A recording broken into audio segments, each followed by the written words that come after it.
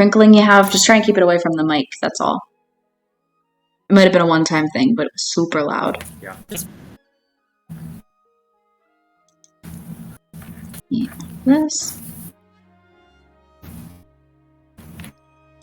Get this going. Okay, we are live. I'm saying that for Matthew, who's about to walk out here. Anyway. I suppose we shall begin then. So, let's see. What's my next music? I actually don't even need this music. I'm realizing I don't have a recap. There's no recap. We're just jumping into it. I've decided to call these legendary adventures. That's what they're going to be, these little one-shots and stuff, if we have any more. So this is Legendary Adventure 1.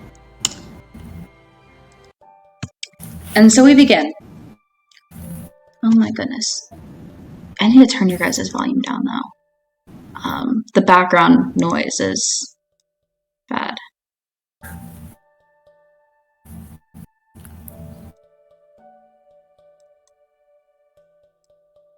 There we go.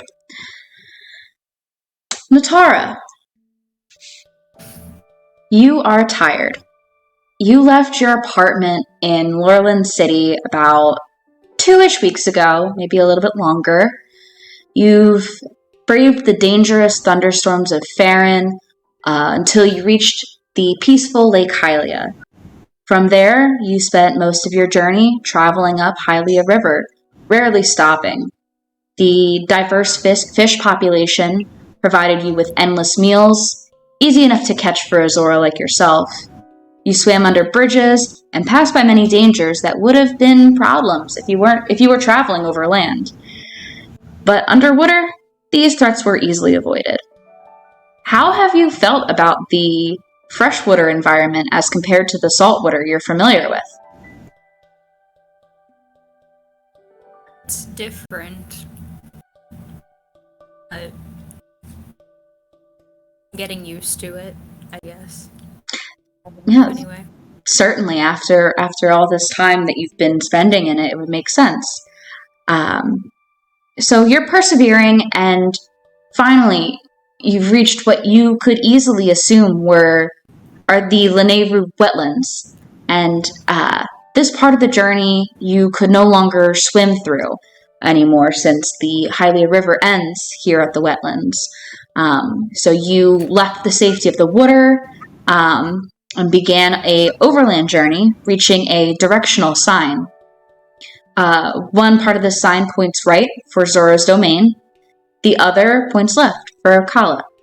You realize that where this river would continue is the Zora River. How do you feel about being here, so close to Zora's domain?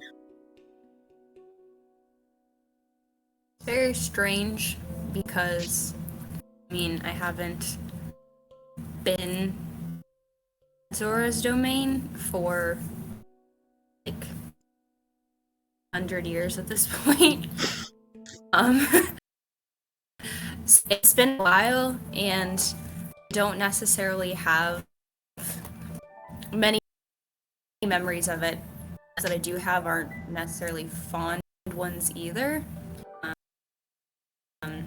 So I guess I'm kind of just glad that that's not where I'm at this point. Absolutely.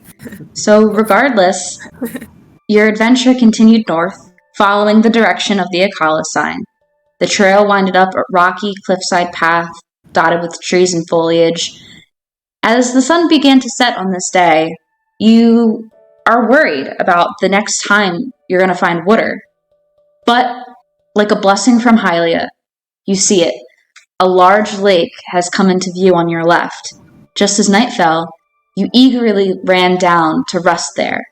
Finding a raft still tied up to an old decrepit pier, racing past this, you dove right in, intending to spend the night here, until you saw it, a Lizalfo's camp. Cautiously, you swam up to get a view, and were relieved to find it was a long-abandoned camp. There was no recent sign of Lizalfos anywhere in the lake area, deep set in the surrounding geography. The perimeter of this body of water consists of tall, clayey cliffs, and now that the sun has completely set, above them is a starry night sky. What are you doing tonight as you rest in the lake? Can you say that again? Yeah, what are you doing tonight as you rest in the lake?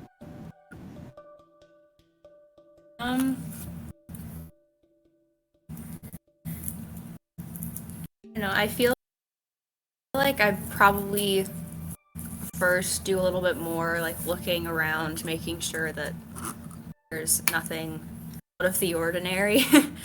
And then I'll probably just go to sleep since I've been traveling for a while. I'm getting kind of tired.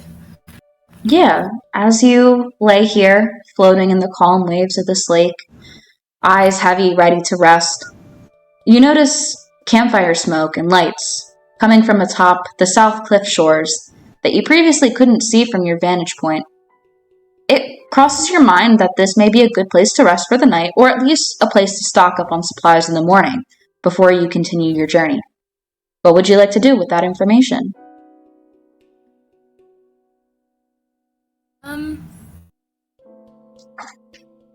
I might go up and check it out and then make a decision about whether or not I want to stay there or just go back into the water. Yeah. Give me a perception check, please. Your first roll. How do I do? Pull up your character sheet.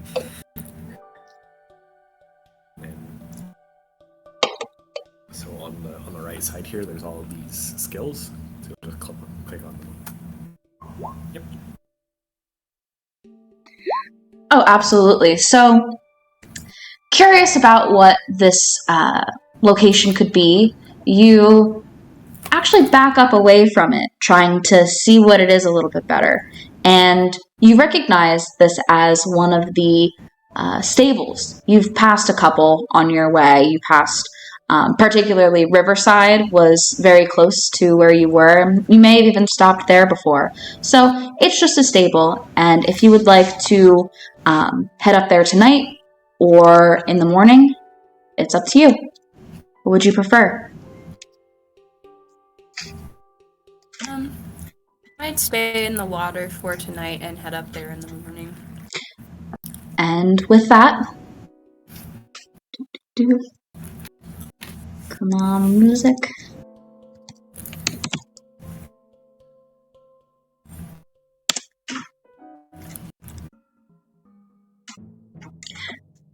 Galonk.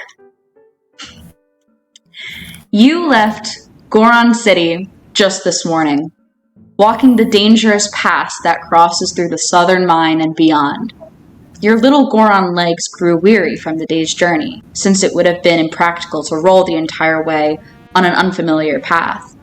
As the night set in, you pushed onward, knowing that Foothill Stable had to be near. The moon began to rise as you reached what had to be the maw of Death Mountain, with lakes Intinok and Ferona on either side of your path. The warm, humid steam from these hot lakes replaced the dry heat of Death Mountain, welcoming your aching bones to rest. Would you like to rest here or push on to the stable? Well, as any good Goron, I cannot resist at least a little bit of time in the hot springs. Certainly. Your eyelids grow heavy at the thought, so you curl up into a ball and roll on over to a nice shallow spot in Lake Intinok. Taking your massive Goron warhammer off your back and placing it by your side, you stretch your arms behind your head and recline, looking up into the night sky. What are you doing tonight as you rest in the hot spring? What crosses your mind? Well, this is like, I guess I've been to hot springs before. Only a few times. But this is really about as far as I've ever been from Broad City. And I'm excited to see what's out in the world. I've really only been on the mountain, but there's the whole rest of the world to explore, and especially for me, the natural beauty of the world is sacred even. So yeah. The night passes as you rest here, not willing to leave a hot spring. And morning comes with a warm sunrise. You pack up your belongings and continue down the path. And as you pass under the rocky formation that is suspended above you, finally, you can see the... Oh. Here it is.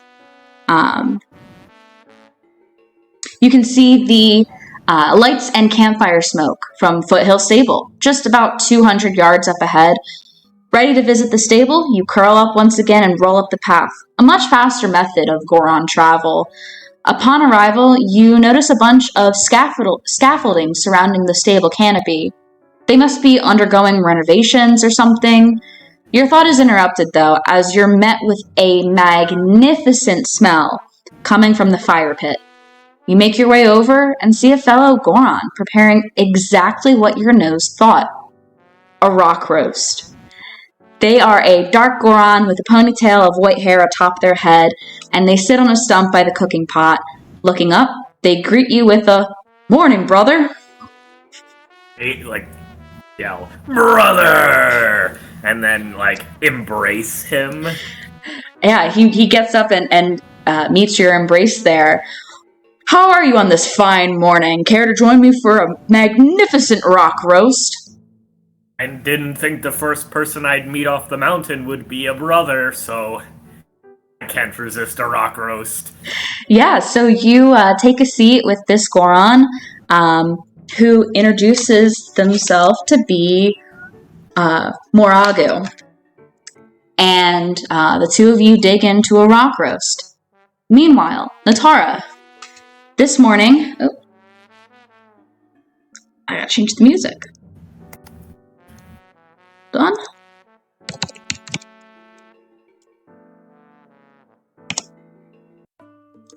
Natara, this next morning, you're woken up to the worst smell you've ever experienced.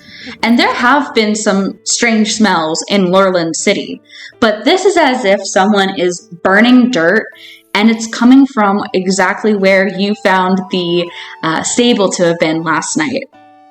Are you willing to head up to, at least ignoring the smell, see if you can gain any supplies or information?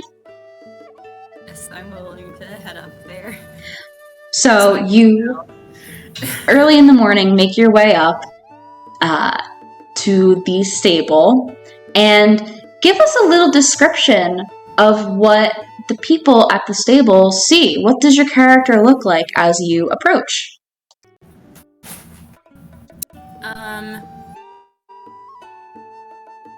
That's a good question.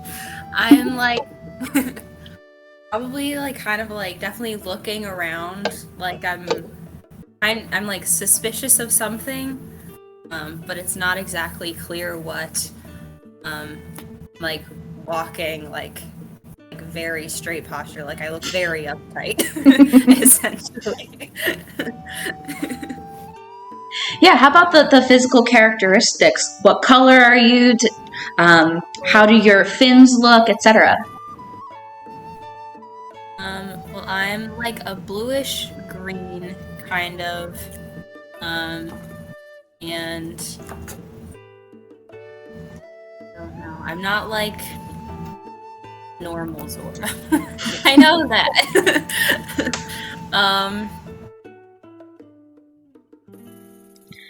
Yeah, I mean, while most Zora tend to have a sleek fin hood atop their head, yours kind of according to your description, fans out in a different manner. And so, yeah, anybody that would see you definitely would recognize that you don't exactly look like the Zora they've seen before. And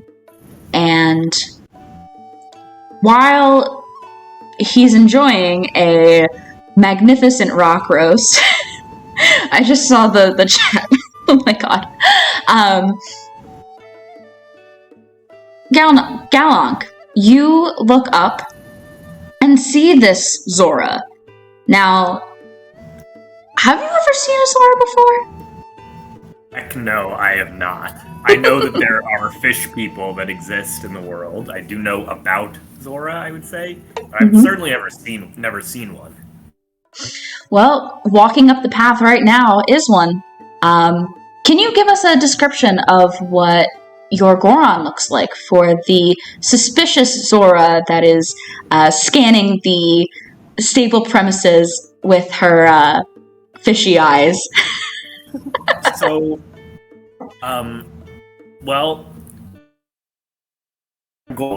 walking, talking boulder man. I'm 6.5 feet tall, a little taller than 6.5 feet. Also very wide. My skin, I guess, is like a brownish orange color. And I'm wearing almost no clothes. Like, the extent of clothes that I'm wearing is I've got a belt that's not holding anything up, it's just a belt. And I've got a strap across from my shoulder to my hip. It's like, that's got my big hammer on my back. Got a giant smile on my face because I'm having some rock roast. Absolutely. So, Natara, you arrive at a stable. It's not necessarily bustling, but there are plenty of people around, primarily Hylians, with a few Gorons. And I'd say the Gorons catch your attention have you ever seen a Goron before? Yes. Yeah, there are some Gorons in Lurlin City, so Lurlin Village. I don't know why I keep saying city. City's right. Oh, it is city. Okay. Mm-hmm. And so I've sold them. They've been to my shop and bought some, nets and stuff. So I've definitely interacted with them before. I think that's one of my languages that I speak too. So. Oh, that's wonderful. So you haven't really seen one, I'm sure, in the past 2 weeks. So these gigantic boulder people catch your eye then, as compared to the much smaller Hylian people walking around, tending to some of the dogs that are around the stable, horses, and there's a woman that is sweeping out on the porch step of a small stable shed near the campfire where 2 Gorons are congregating. Undoubtedly, the source of the smell is coming from there.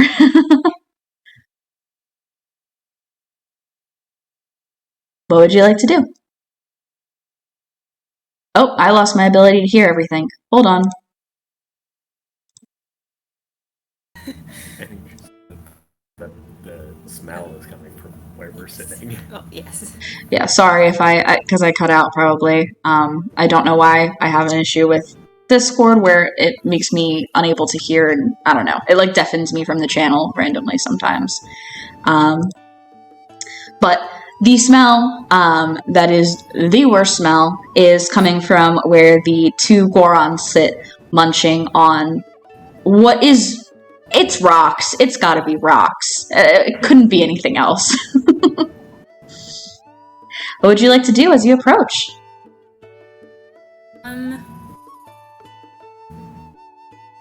I'll probably like walk up there, like kind of like scrunching my face a little bit because it like smells bad. I'm like kind of like not judgmentally per se, but just kind of like trying to not show it, but like not being able to conceal it completely. And I'll probably like walk up to them and say hi in Goron. You say hi in Goron. Okay. I don't know. Sure. Because I can. Yeah. I'm gonna say with a mouth full of rocks. So it's like slightly garbled. I'm gonna be like, oh hell! That's one of them fish folk. Zulus. It's one of them Zulus. What do you do? No, brother. The Goron next to you chimes in. They're Zora! Zora!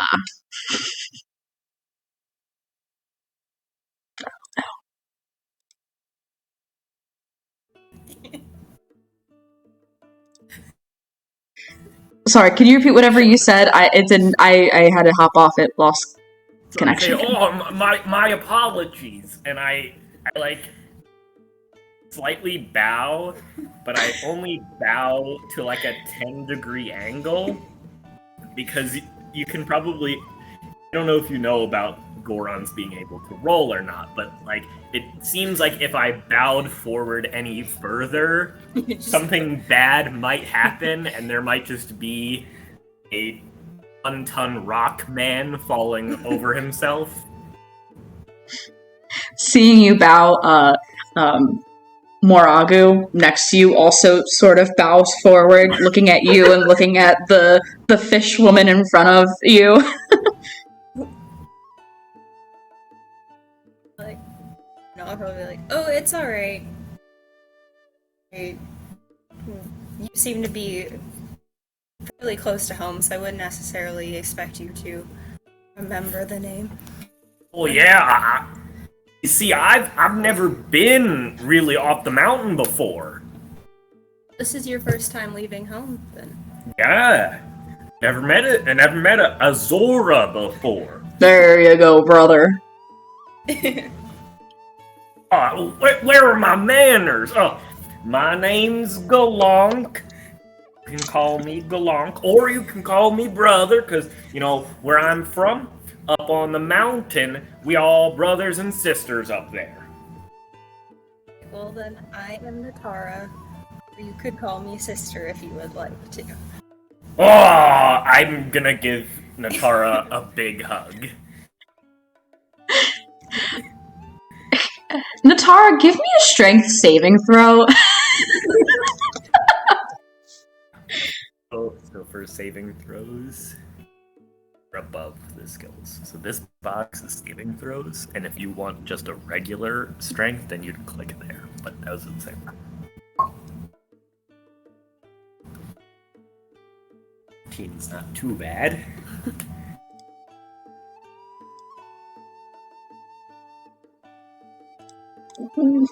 My whole setup is really slow. Two things.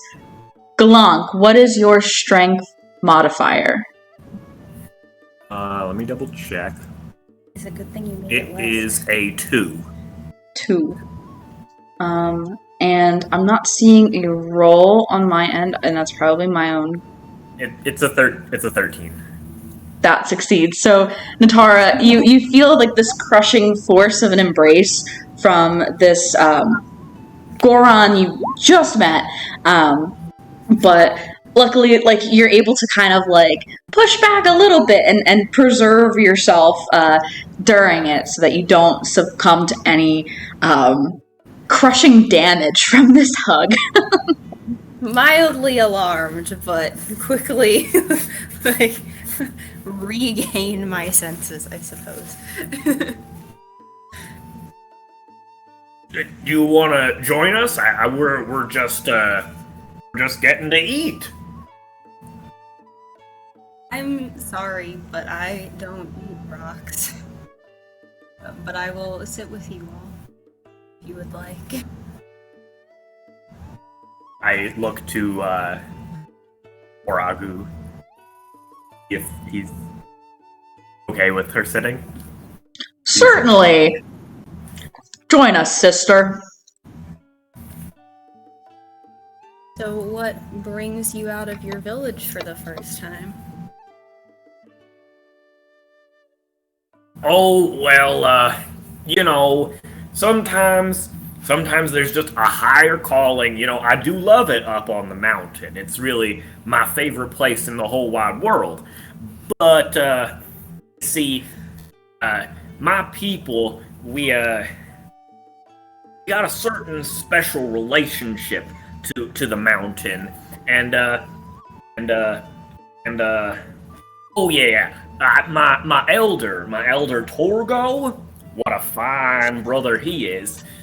He's been living up on the mountain far longer than I've been. And his elder and the elder before that and the elder before that, well, they used to go down to this little shrine of sorts somewhere in the land off the mountain. And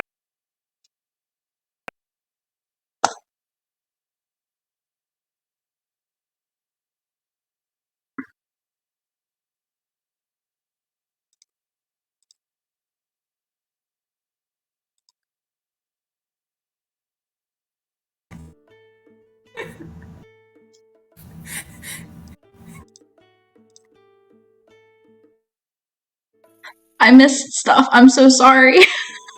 okay, Somewhere You in the might- land off the mountain. you might say that I'm a little hopelessly lost. But, the way I see it is I'm not really lost because I don't know where I'm going. And you can't really be hopelessly lost because being lost ain't hopeless because there's so many wonderful people down here out in Hyrule, at least thus far that I have met, being one person. That's you, sister. What was your question exactly again?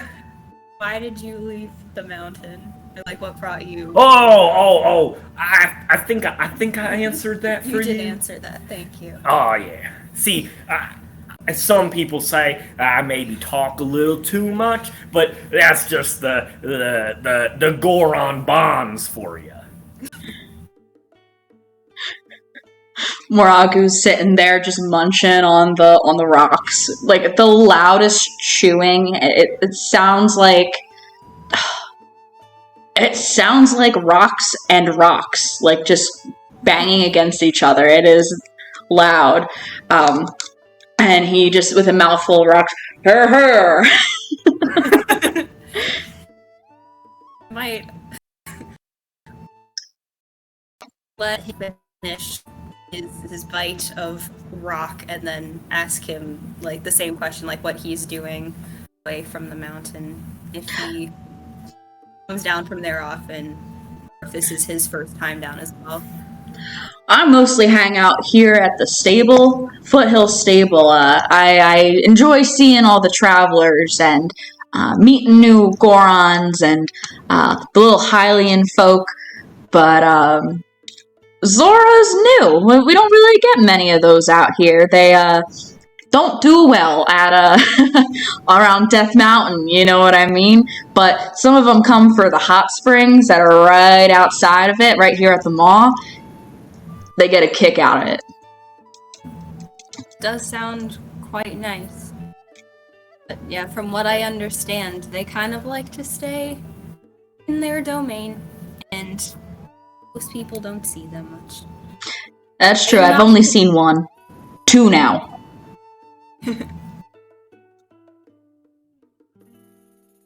I don't know what I was. I don't remember what I was going to say. What brings you around here, sister? Well, I'm coming from Lurlin City, where I've been living for the past 20 years or so. I was there with my sister. then she got a job and left me. So I decided that maybe I should go out and have some sort of an adventure of my own. So I'm trying to find great fairy, the Mija. Is that what you say? How you're saying it? Oh, great fairy. Brother, you heard of a great fairy around here? I again have a mouthful of rock. No, that's... at least Torgo never told me nothing about that. Well, I certainly hope for your sake she's not an Elden, because that would be very tough on you. I feel like since I have heard about her from Zora, that she's probably not there. I would hope. Yeah, that would explain why, us two haven't heard of her before. Gesturing to, Galonk, being Gorons. But I'd say that about this time, the, woman who I had mentioned was sweeping, kind of comes over and, taps you on the shoulder, Natara, and says, excuse me, I couldn't help but overhear a little bit of your conversation. Did you say you were looking for a great fairy? I did, yes. It couldn't happen to be the one in Akala, is it? That's the one. Right. I mean, I'm not sure of her exact location, but I can point you in the right way if you want. I'm Gale, by the way.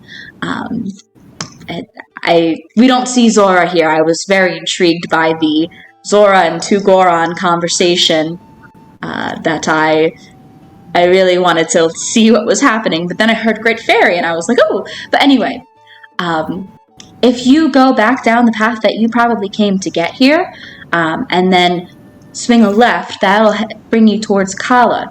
Now, I know for certain that she is not around South Akala Stable because I have done extensive work around there, harvesting the herbs and such. So my best advice for you, if you want to find her, is to go right once you reach the Akala Citadel Pass, and hug the cliffside that way.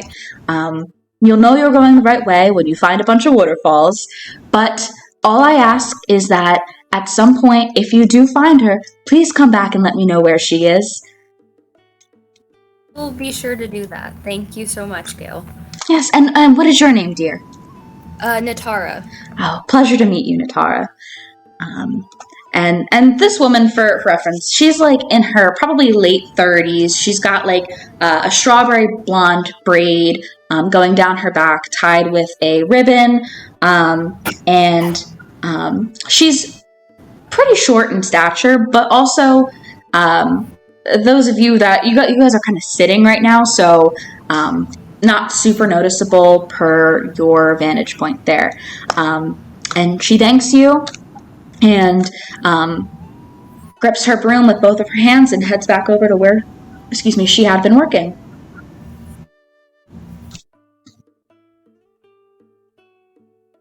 What a kind person! It was quite nice. I know where I'm going. I'm not lost anymore. I wish she had directions for you. Oh, heck. I'd take all the fun out of it, huh? Don't like being lost. But I can see that you don't mind. Oh, I guess I don't quite know if I mind, because I've never been off the mountain before, you see. I spent all my days in the Goron City. I think I already told you about this, though. Yes. A good reminder. Moragu, with another mouthful of rocks, chewing loudly, as he finishes up the last bit of his rock roast. Say there, you two should probably just best go together. I mean, if you don't know where you're going in Akala, and she don't know entirely where she's going in Akala, maybe you'll find where you're looking for, and maybe you'll find where you're looking for. What a credible idea, brother! Finishes off the rock roast. I know. In a like, kind of longingly way. Would you like to join me? Well, I mean, I can't possibly turn down a little traveling time with a sister of mine. Alright, then. You can come. I was going to see if they had any supplies here and then continue on my way. Oh, excellent idea. I should look for supplies here, too. I start humming and just, like, looking at the ground. Like, I'm, like, crawling around on the ground. Are there any, I'm just any gonna rocks, watch this. Any rocks of considerable size? Give me a perception check.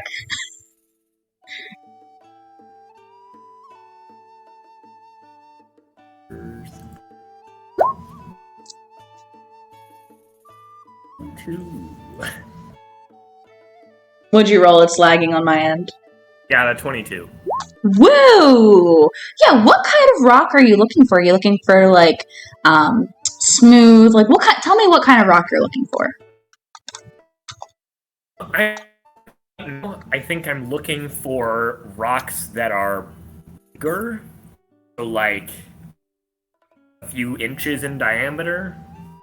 Yeah, you look around a bit, and you don't wander very far before you find one of the most perfect rocks you have ever seen. And you're from a place that is rocks.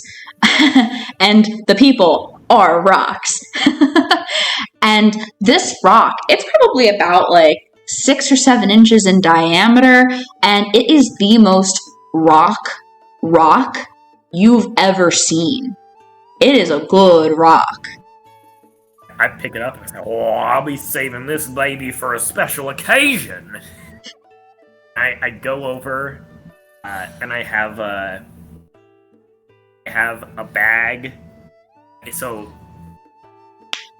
this is me, the player, speaking. As I've learned, it's not called a knapsack; it's called a bindle. When you've got the like cloth bag on the end of a stick. I wasn't holding it when you walked up, but it's like not a stick. It's like pretty thick, like branch almost. I put my rock in this bag that you notice is full of rocks. So it's probably like a 40-pound bag of rocks at this point. I just like hoist it up over my shoulder. Whenever you're ready. I think I'm going to see if they have things that are not rock. But if you want to stay here with your friend, I will come back when I have checked it out. Natara, are you looking for anything in particular? Because the person behind the desk at the stable, they say that they can offer you rations for a pretty decent price for your travels, but they don't really have much else. So is there anything you're looking for? I don't think so. I was just kind of going to see what they had, see if anything kind of stood out to me.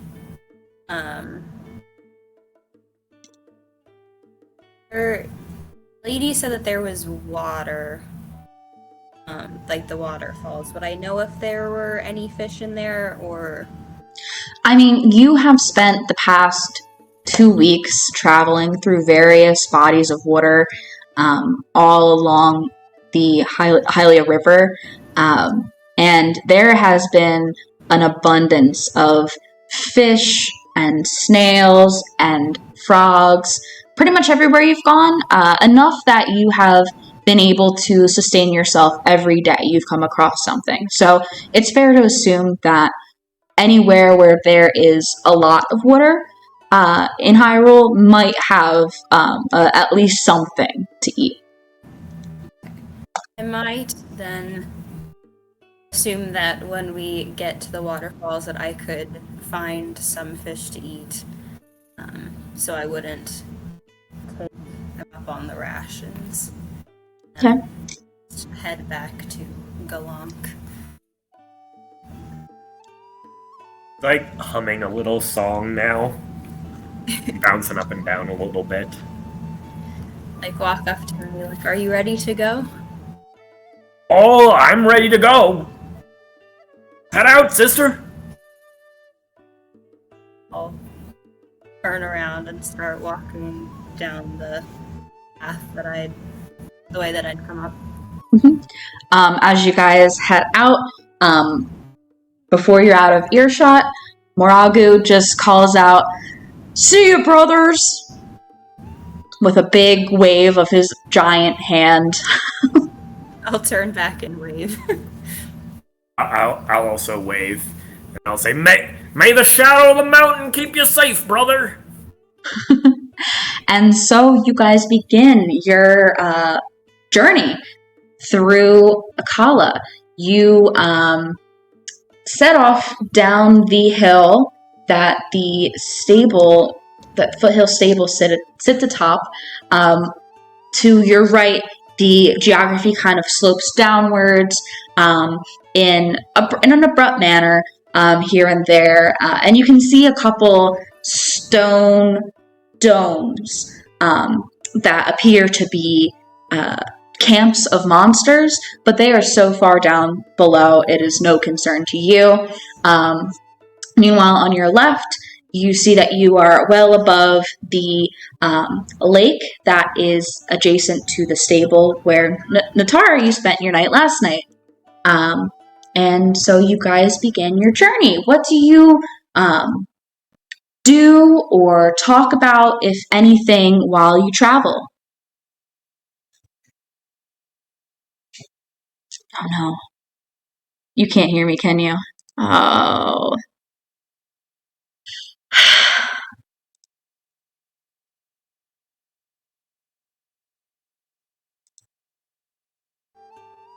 Guys, I'm going to lose my mind. What do you do or talk about, if anything, while you travel on this first day?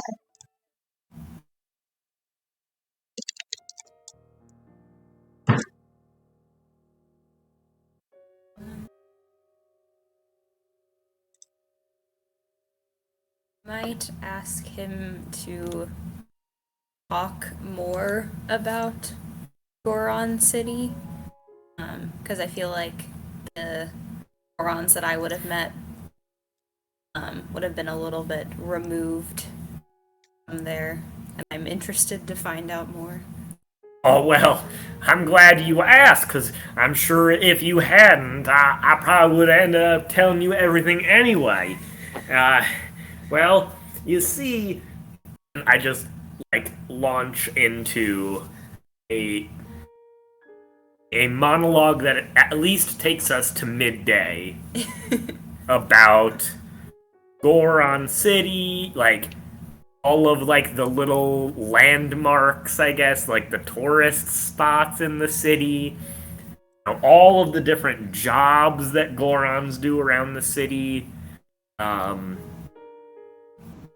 Tell her all about, my work as one of the, I guess, 2 clerics in the city. So Orgo and I, we perform a lot more of the spiritual work on behalf of the greater Goron community.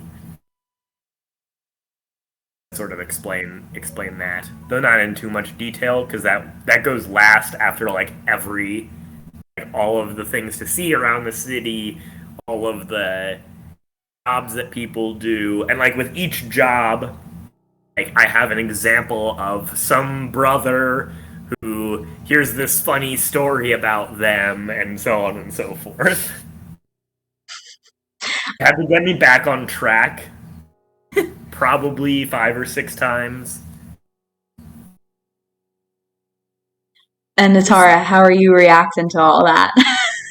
I'm just listening to him ramble, like wondering how on earth somebody could talk that much. But like, I'm kind of amused by it. Yeah, and honestly, you said midday, but this gets you through the whole day. You guys got not a late start, but it was like kind of mid-morning when you left.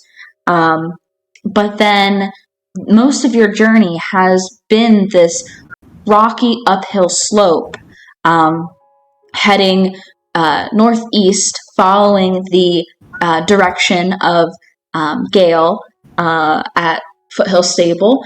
And as you guys get higher and higher up, with that lake that I had mentioned, Natara, you spending the night on your left, far below you now, you see up ahead on this mountain a built like a structure of a ruined structure that was once a building, massive, sits atop of it like a pillar almost.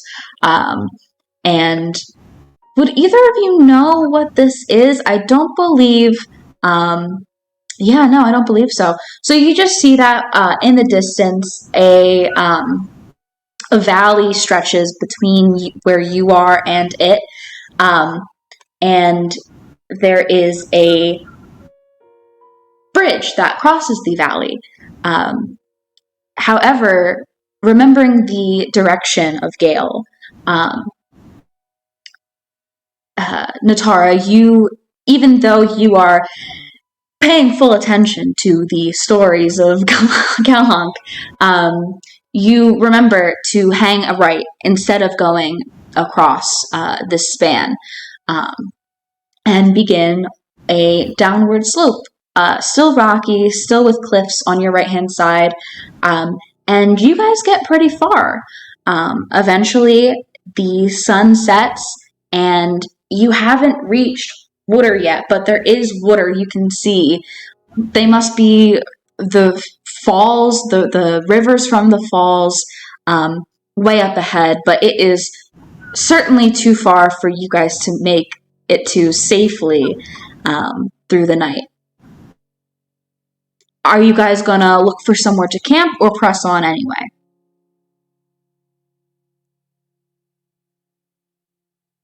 Kind of turn to Galonk and ask him what he wants to do.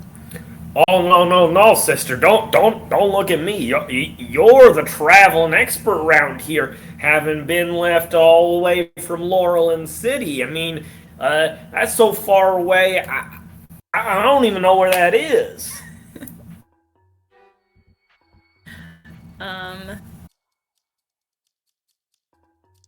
Oh. In my head, I'm kind of.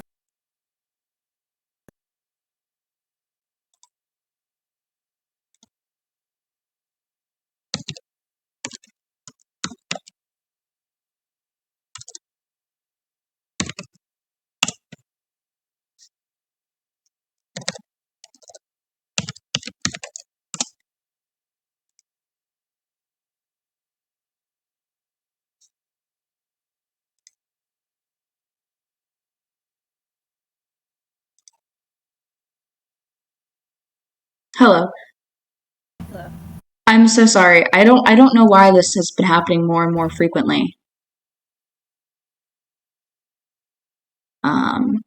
But can you guys hear me now? Okay. Good. I think different music started playing also. So we're just gonna leave it for now. Katie, what were you saying? I'm so sorry. I missed everything. I was basically saying that I probably could. If I was alone, I might try and press on, but since I'm with Galonk and he's not an experienced traveler, I don't want to push him too hard. So I'll kind of just start looking around to see if I can find someplace safe that we can stay for the night. Yeah, give me a perception check. I know that there have only been one kind of skill check other than the strength save. But Oh wait, performance. I was like, oh dear. Oh my god. Yeah, that 16, please. Get that now one out of there. Did you say it was a 16? I don't know why I'm having such bad computer issues. 16? Okay. Oh, I heard it come through. There it is. Yeah, so you maybe you would have kept going in a different scenario, but you begin still listening to the tail end of what Ben had described for Galank. Begin looking around, trying to find a decent place to camp. When you see just past a little a part of the cliffside to your right where the rock kind of juts out, coming from around that other side, you see some white campfire smoke billowing upwards, and a soft glow in the night of the light from the campfire. Perhaps, oh my gosh, why is it freezing?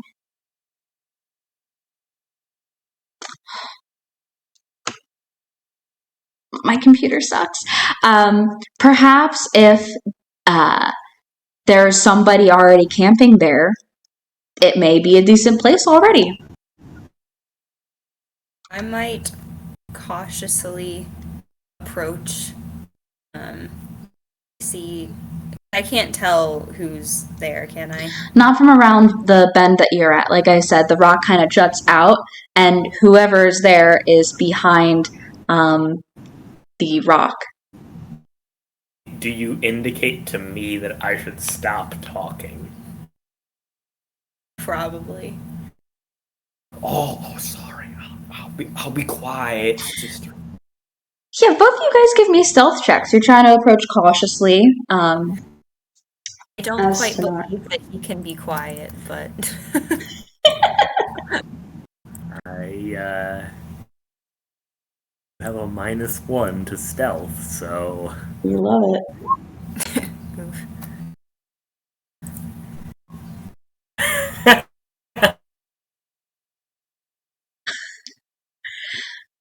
Oh no.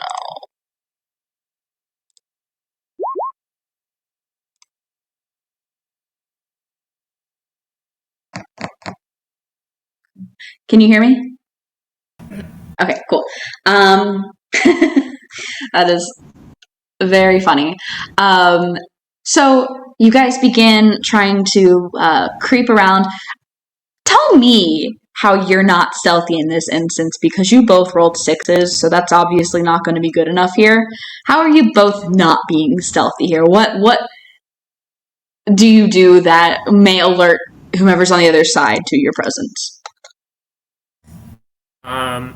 what is the ground like? Is there like would there maybe be like twigs on the ground or something like that, or is it still like just rock? It's very rocky. There's almost no foliage around you guys, save the few little clusters of weeds growing between the small rocks on the ground. Is it like a little bit sloped at all? Like Yes, where you guys are, it's sloped downwards. I'm a 1.5 ton rock man, right?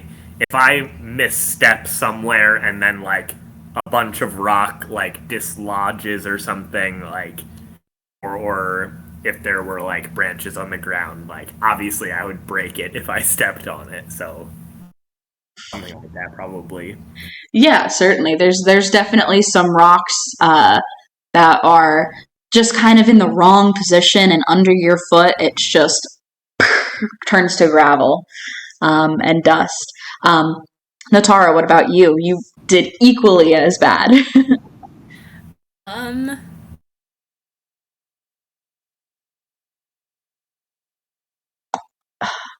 you hear me? Yeah. Yep. I mean, you're blue, and I there's am not blue, much. There's yeah. not much blue around, so That is true. Most of the environment around you is gray, but it is dark, but you are like a bright blue. Kind of right. So So you guys approach, not so stealthily, and as you round the corner, pressed against the wall behind the campfire that you see that comes into view is a woman who has a staff that is just like gripped in both of her hands, pointed at both of you. Who are you? Who are you, people? I'm Galonk. It's a pleasure to meet you. You can call me Galonk, or you can call me brother, cause that's what we call all each other. I'm up from Goron City, up on the mountain back there. I'm gonna wait for him to finish and be like, I'm Natara. I'm sorry. We didn't mean to startle you. I mean, I guess it's better than y'all being wolves, but okay. She lets go of the white knuckle grip she had on her staff and places it at her side, pushing it into the gravel with a firm thud. Um, I'm Ozzy. Hi. And now that you kind of beyond the initial startle of this whole interaction, you see that a very pretty young woman with long, bright pink hair um, is standing before you. She has this braid across the front of her head that has these pink flowers and the stems all braided into these two braids that come down the front. She wears this honestly probably inconvenient green robe that has way too long. The sleeves are way too long, and not in length, but the opening. Perhaps it's a fashion choice, but she does not look like she's dressed appropriately to be out on the side of a road here. She looks kind of dressed too nice, but at the same time, her staff is wrapped with vines, and a little pink crystal sits atop of it. And most of her outfit is greens and browns, very natural. And who are you both? Why are you traveling at night? We were traveling all day, and then time got away from us a little bit. So we were hoping to find some place to stay for the night, and we saw your fire and thought that this might be somewhere to rest.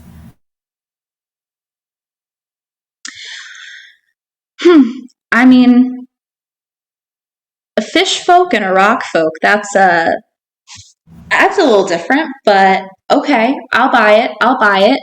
Um, You know they're called Zora. I learned that this morning. I bet you did. Anyway, I, I'm pretty tired myself. I was gonna just try and stay up as late as I could, um, to make sure none of the wolves around here got me. But honestly, if you guys seem nice, do you want to join me so maybe we can sleep in shifts? Just purely for tonight, just so I can actually sleep, because I am dead tired. I would be willing to do that. And turn to Galonk. Well, I certainly would love to help out. What's your name? God. Computer, can you hear me still? Yes. Okay. I'm Ozzy. I'm just a friend of nature, to say the least. Friend of nature. Well, you might say I'm sort of like that, but maybe not the same kind of nature. You see, I like the rocks and things. where I come from, up on the mountain, we don't got much in terms of wildlife or plant life. We got a little bit in there, and it's great and all. Don't get me wrong, but you see, my calling is more in line with the physical part of the earth, and I like don't bend down because again I don't bend down, but I like squat down to pick up some like gravel from the ground. Like, this kind of thing.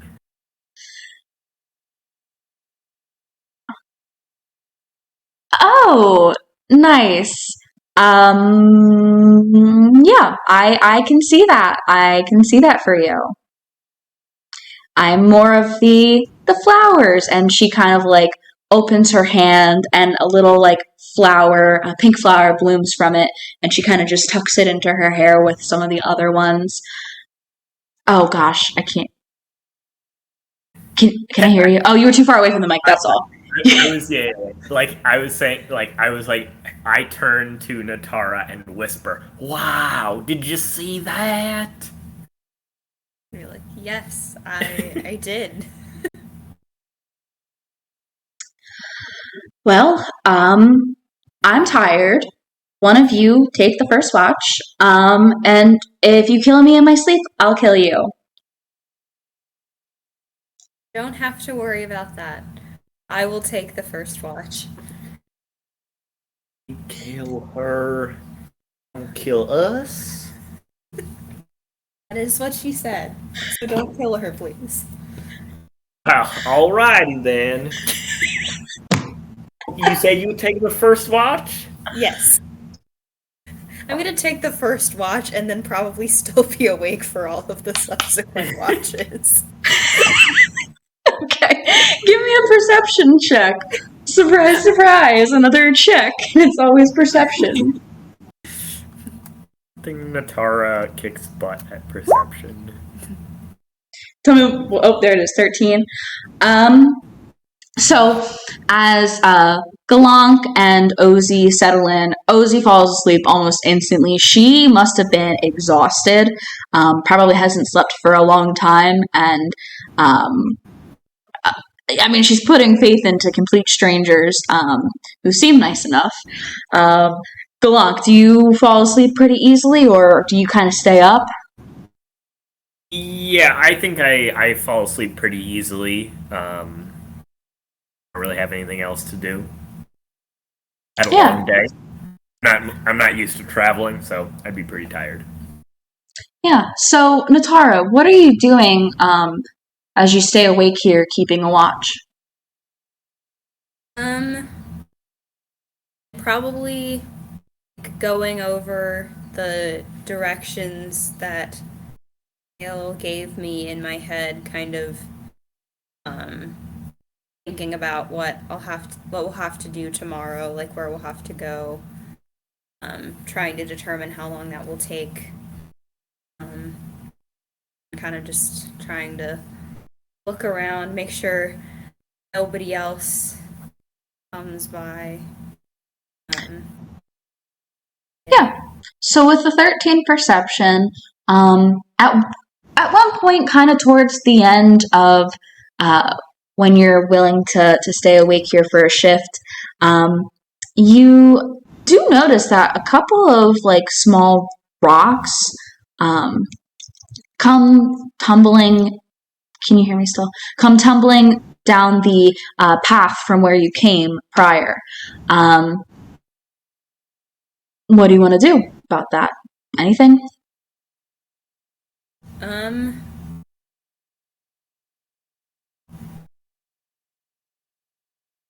want to check it out, but given how not stealthy I was earlier, I might wait a little bit to see if anything else comes of it, before like moving to see what's happening. Yeah, I mean, nothing else happens before the end of your time here to keep watch. So, if you're not gonna do anything about that, then who would you like to wake up? I'll wake up Galank and tell him about the rocks I noticed, just in case. I ask for too much detail about the rocks that you could not possibly remember.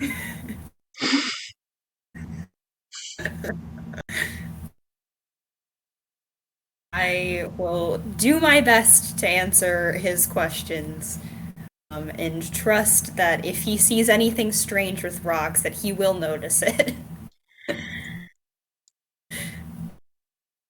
And with that, do you go to sleep? You had mentioned Natara not sleeping at all. I might lie down, but I probably won't fall asleep immediately, if at all. Sure. Galunk, give me a perception check and let me know what you're doing during your watch right now. I don't quite trust everyone enough to... Nat 20!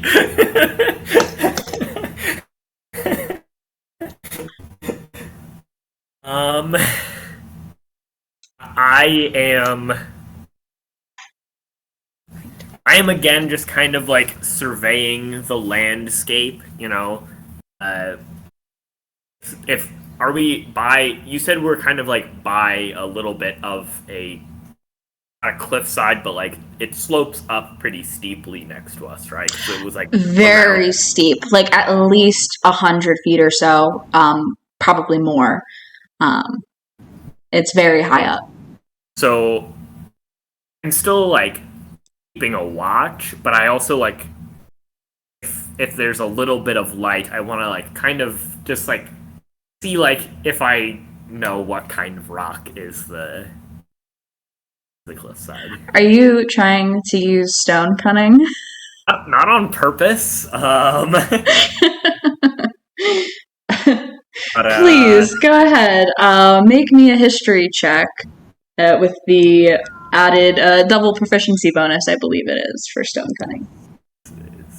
Should remember I had it for like a year and a half.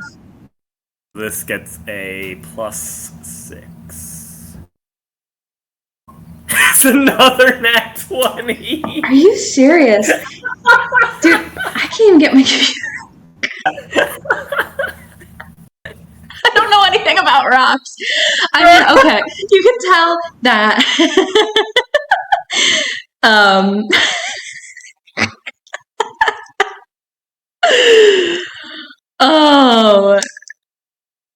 let me see. What can you tell about the landscape here? I mean, it seems that there may have been some kind of glacial period, like millions of years ago,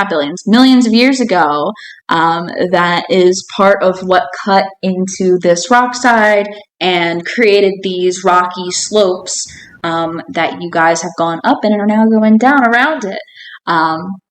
These rocks are so old. So old. As I'm like running my hand across the rock, I like start to get a little bit choked up.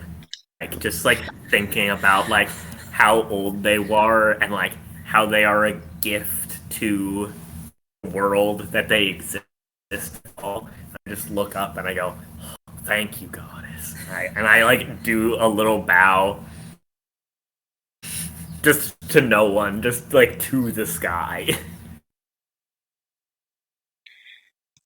Oh my god. So, additionally, with your other nat 20, you sit there, well, probably stand there examining the rocks when you, so finely attuned to the rocks around you, having had that emotional moment of connection with these rocks, you kind of feel through the ground that there is something approaching. A lot of something approaching. A lot of something approaching from both the way you came and where you intended to go. Almost from both sides of the path that you guys had intended to take. And of course, directly ahead of you on the opposite side of the path is a drop-off, as previously elaborated. And you feel that there is something, a lot of something, coming towards you guys. Well, that feels probably bad, right? Like, I know that there's not a lot of travelers at this time. Is there any, like, campfire light that's still... Yeah, the campfire, it's low, but it's been going still, from Natara trying her best, being a Zora and having dark vision. She doesn't really have a need to, but it hasn't gone out entirely. I'm gonna, like, I don't know if Natara had gotten to sleep, but I am gonna wake both of them up. Yeah. I feel it in the ground. There's something coming from both ways. I'm gonna No. Come on. Come on, computer, you can do it. Okay, say that again for me. I'm so sorry.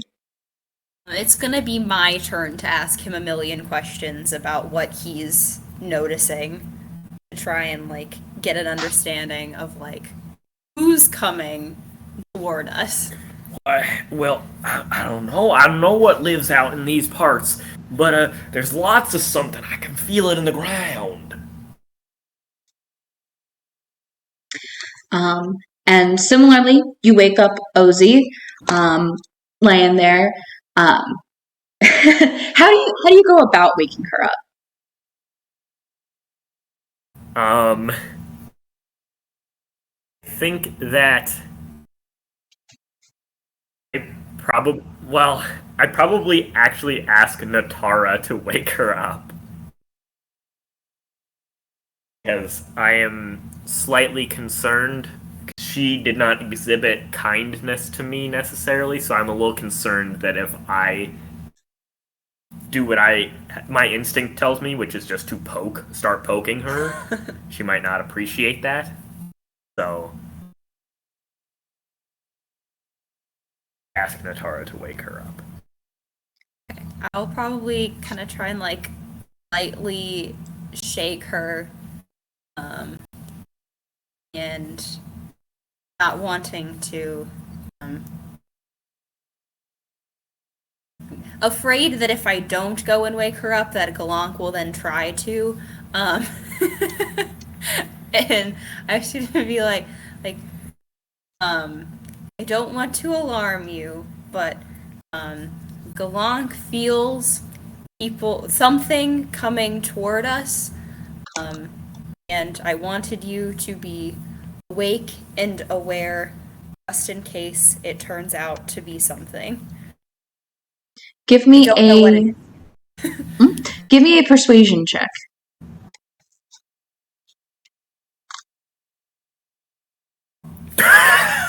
And just let me know what it is, because it's not.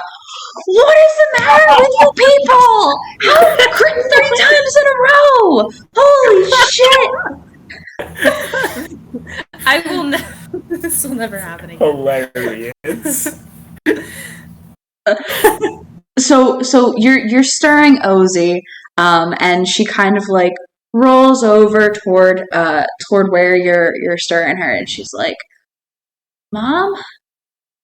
Opens her eyes. "Oh, I'm so sorry. Oh, right. What did you say? There's things coming? Oh, okay." And she kind of, like, jumps up with her staff in hand, kind of, like, holding it, and her knees are kind of, like, touching a bit, and she's, like, kind of hunched and clearly a little bit afraid that something's coming, but this was probably the best outcome for waking her up as opposed to something else that may have happened. And so you guys brace yourselves in around this fire in this like crevice that's been natural crevice created in the landscape, and suddenly. Sorry, I just want to say that like I'm gonna notice that she's afraid and kind of like stand in front of her. Oh, that's so nice. And so rounding the corners in the dark, kind of like not rounding, like they're not bounding, but they are kind of like sneaking, almost like stepping, is a bunch of wolves. And Ozzy goes, I knew it! I knew there were so many wolves here! Oh, come on! And with that, we're going to take a break before we go and do that because my whole Roll20 is very messed up right now, and I would have gone about this a lot better had I been able to pull the map up for you guys. But I know it's a little bit early for a break, but hopefully this doesn't last super long, so we should be okay to take a break at an hour and a half in. So bathroom, water, food, whatever you need, and come back here as soon as you're ready. And we'll be back stream.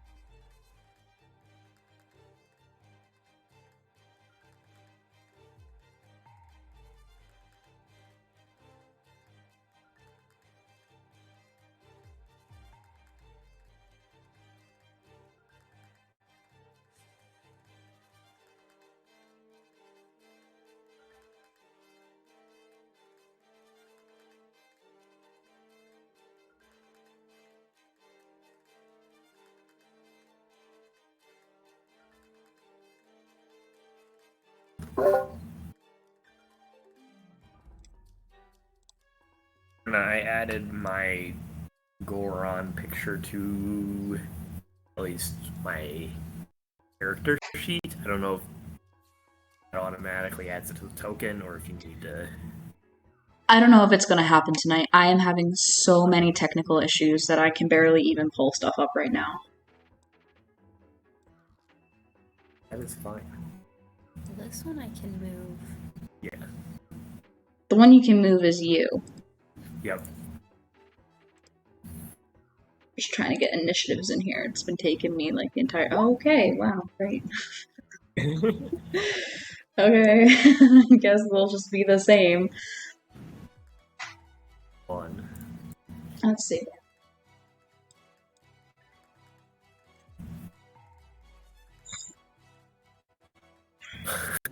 Oh my god, Rangers? What the heck? I think it has to do with my feet too. It's her feet. I don't know. Okay. I don't know which one is yours though. I will just. Yo, let's go. A 2. 13. Hang on, you got to do it on your new guy. I see you do that. Okay. I will additionally show you, if I can, if it'll respond. Oh, cool. I love that Mozilla Firefox is not responding. That's exactly what I want it to do. Big Firefox energy. Here's Ozzy for your reference. Whoa. I just found cool art and I built her a long time ago, so I wanted her to. I figured she would work. Great fairy affiliation. Let's go. So, let me switch back on Twitch. There we go. Okay. So, Ozzy's acting first, and Ozzy, out of fear, is taking the dodge action. So, despite the preparedness, the wolves do not get a free round on you guys, but they do get to act before you. So, we are just going... I didn't grab... Oh. I forgot. They're all going to act on the same turn because there are 10 of them. And let's swap over this for myself. Okay. Let's see. The wolves. So, some of them are going to start coming up here and attacking Natara. So, first one rolling up, gonna try to bite you. Oh, where's my, here it is. So, ooh, that's gonna be a 21 to hit. So, you know if it hits, if it's equal to or greater than your armor class. That hits. Okay, so the first one comes up and bites you, immediately dealing 4 piercing damage as it does. Can you please give me a strength saving throw? So it's the same as you did before. Okay. It tries to pounce on top of you as it bites onto your arm, but you're able to push it off and still... Can I hear you guys still? Oh... I'm muted because I needed to sneeze. Okay. Please, I need to know if you guys can hear me or not, because I'm having such bad technical difficulties. Anyway, it bites onto your arm and tries to pounce on you, pushing you down, but you kind of hold firm here, and it does not push you down. So, the rest of these wolves coming down. Oh my goodness. One of them, either on the opposite side, on the right side of you, comes and tries to bite Ozzy, and it's going to miss. And then, come on. If I could move these faster, I totally would. Another one comes down on to try. Actually, we're going to have these two try to attack you, and the other one's just going to move forward a bit. So, 2 more attacks on you, Natara. That's a natural 20. Yikes. So even with the advantage of pack tactics, that's going to hit. I can't find all my d4s, though. So this first one is going to deal 4, 3, 2, 1. 7, 8, 10, 11, 12. 12 points of piercing damage when it bites you. Are you good with that, to subtract that? Yep. Okay. And then the second one, rolling with advantage here, that is, does a 12 hit. No. Okay, so this one misses. Meanwhile, on the other side here, these wolves are going to start ganging up on Galnak. So we're going to have 3 of them trying to attack you, while the other 2 are kind of behind, not able to really get anything in here. So the first one's going to be straight, no advantage because of movement. So that is going to be a 15 to hit. That does not hit. Ooh, tries to bite you and does not pierce through the natural rocky skin of yours. The next 2, first one is going, that's going to be a 14 to hit. That doesn't hit. And, okay, that's going to be a 21 to hit. That will hit, yeah. Okay, so, 2 of them coming up trying to, oh my gosh, my computer, trying to bite at you, just getting mouthfuls of rocks here. One of them gets through, dealing 7 points of piercing damage. And I need you to make a strength saving throw, please. Save. Ooh, nat 1. Yikes. So, as all of these wolves pile on top of you, you fall prone as this last one bites onto you. And you are kind of just covered in wolves. This would be really fun if they were puppies, but they're not puppies. They are vicious wolves in Akala. That is it for the wolf turn, though. Natara, it is your turn. What would you like to do?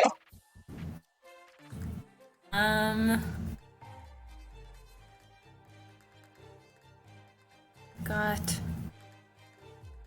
Man, okay.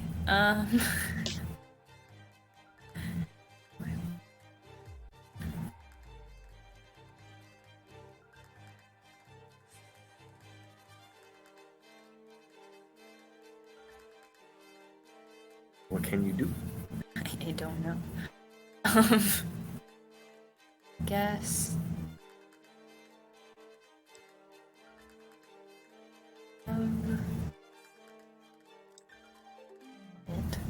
I can try and Or you get can it with the net. Yeah.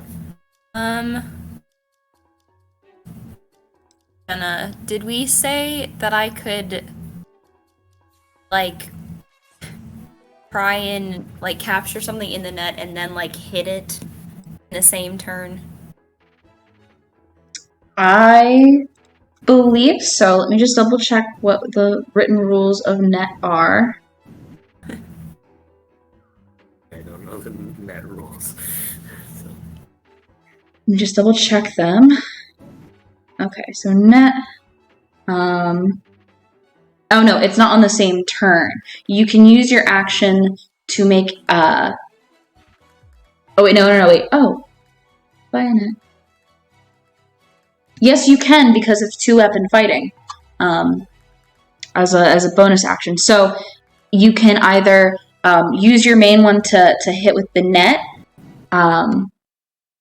which is special thrown. Hold on.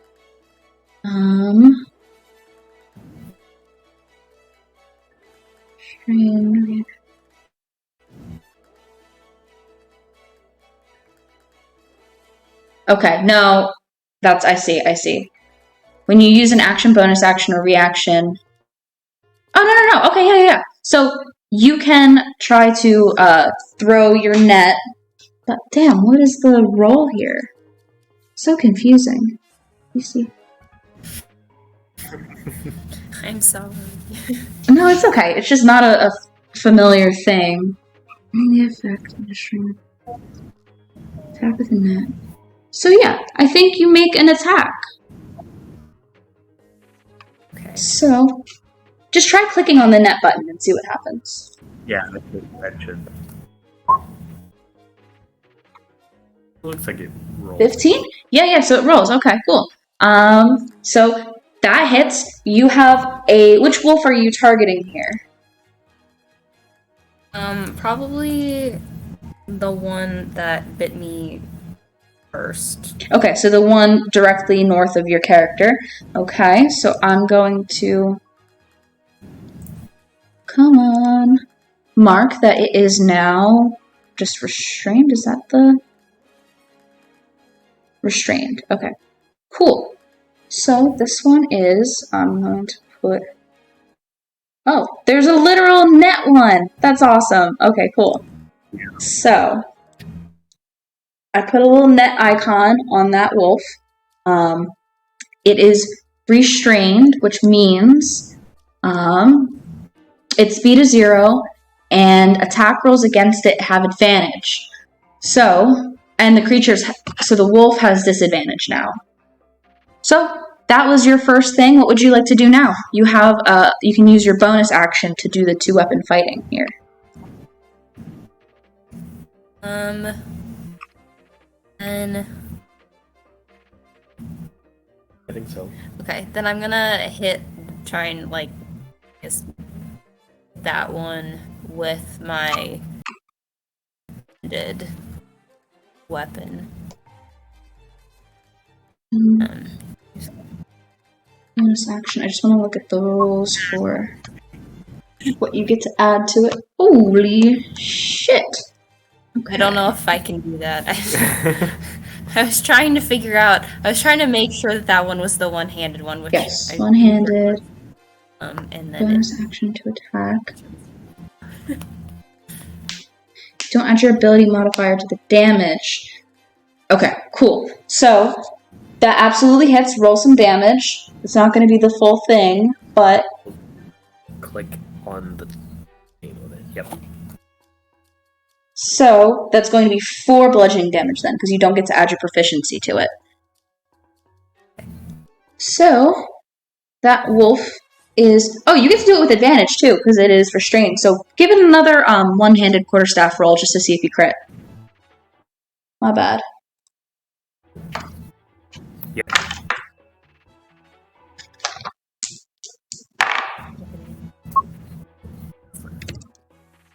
Because it was in the net. Okay, cool. You take the higher of 2. Sure okay. Yes. Will automatically do both. That wolf has been successfully hit with a stick. Is there anything else you'd like to do with your turn? I have no idea what else I can do, so no. Okay. Galunk! Okay. You are prone. I'm prone, yes, so I should probably stand back up. You use half your movement to do so. Okay. Then I would like to... I will cast Guiding Bolt on, I guess, this one to the top left of me. Okay, go for it. That hits. 16. Go ahead and roll some damage. Yes, 20 damage. Holy shit, how do you do this? Guiding Bolt deals so much. It's 4d6. It does. Like, No, how do you do it? He's no more. do it? Yeah. So, just kind of, hold out my hand and like say a little prayer to the goddess Din, and like out comes a flash of light, and it, I guess like I don't know. It just like surrounds the wolf, and then it's, I guess, gone, kind of. Yeah, this light. Is there a particular color to this light that comes with the radiance here? How about it would make sense if it starts as like normal cut, like just like white, yellow light, and then like once it has surrounded the wolf, it turns red. Yeah, and as the light dissipates, there is no more wolf there. It is just gone. Anything else you'd like to do with your turn? I don't think so. I'll stay put. Okay. And with that, it is going to be Ozzy's turn. And she is going to see that even though there's a wolf that she's kind of fending off right now, she realizes that Unitara stepped in front of her to kind of help her. Oh, this isn't going to be helpful though.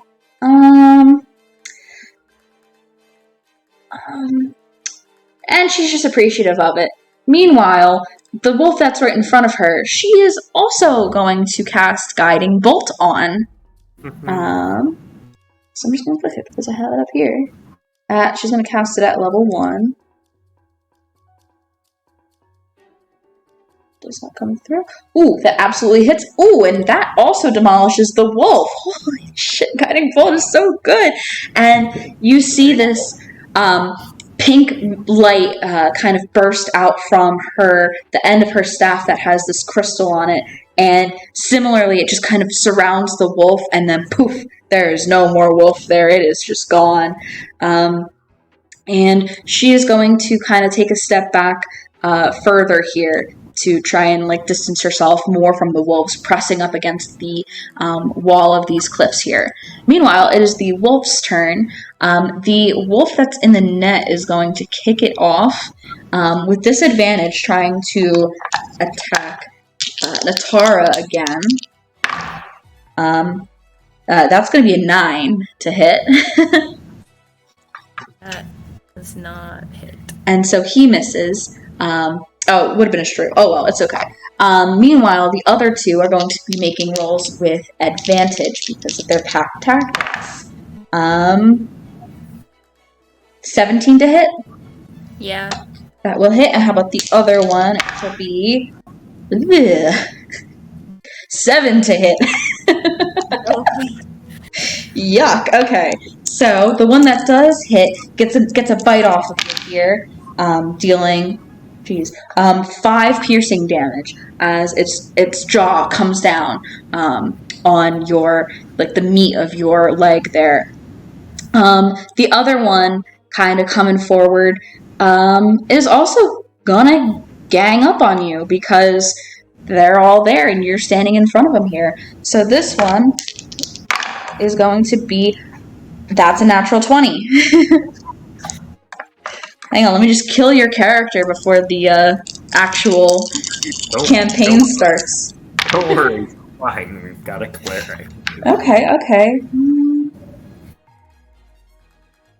11 piercing damage as this one gets a really good bite on you here. Are you still okay? You still up? Yes. I'm a cleric, like it's fine. Meanwhile, the wolves down here are going to start making attacks on Galunk, making more attacks here, all with advantage. So, holy shit, that's bad. I don't know, I'm bad on these advantages. 12 to hit? That does not hit. From the first one. 14 to hit. That does not hit. From the second one. Holy shit. Getting better, though. 16 to hit. That does hit. Okay, and then the last one is going to be, holy shit, 10 to hit. That does not hit. I swear to God, I'm not fudging any numbers yet to keep you all alive. That's just how it's going here. So the one that does hit is going to, they're all clawing and trying their best to get any piece of you, but you being rock, they are not finding much success, but one of them does kind of get like a meaty part of your chest and gives like a big bite, dealing 8 piercing damage with that snap. I now want to say out loud exactly what you said my last turn. I'm going to be like, oh, if these were puppies, it'd be real cute, but these aren't puppies. You're killing me. Natara. What would you like to do? You have one in a net right now, which you'll have advantage on if you want to keep hitting him. Might be good. And you can use it as a two-handed weapon now that the net... I guess you could have prior because the net was already thrown. I But didn't think that. Oh well. I didn't either. We're learning. This is new learning for me too, to learn your PCs here. Did you flip it to have advantage? No, I did not. Wait, you'll only have to roll it once. Okay. I'm gonna try and go after that wolf again. Go for it. Absolutely, that hits. Give me some damage. And how do you want to do this as the wolf that is trapped under your net is succumbing to the absolute beating you are putting down here? I'm kind of mad that it got me first, and so I'm just kind of like putting a little bit of that anger into it. I don't know. And the wolf is no more. And you are free to take your net back as a bonus action if you'd like. I think that'll be a good way to go about it. I will take that net back. Okay. Anything else for your turn?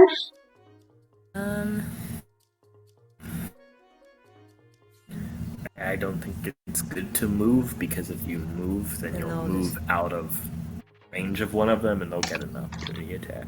Yeah. Okay. I'm gonna stay where I am. Sounds good. Glunk. I am going to clap my hands together and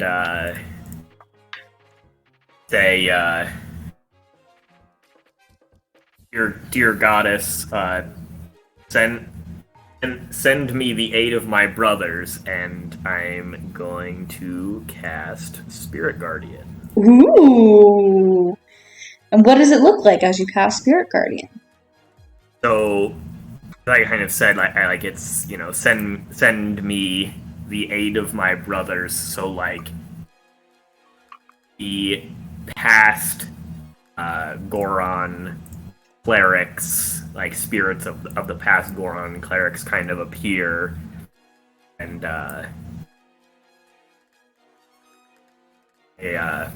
yell "Radical!" Awesome. Anything else with your turn as they appear? Because I don't think they do anything yet, do they? Let me send the text. Yeah, because I'm trying to read it. Next, I think it's not until the wolves' turn. You have to spell, you can designate whenever creatures you can see to be affected by it, which I assume you designate the two companions here. Yes. Your creature, their speed is halved, or they start their turn there, they make wisdom saving throws. Okay, cool. Alright, oh boy. Anything else from you? That's all. Okay. It's gonna be... I just dunk on all these wolves. It's gonna be Ozzy.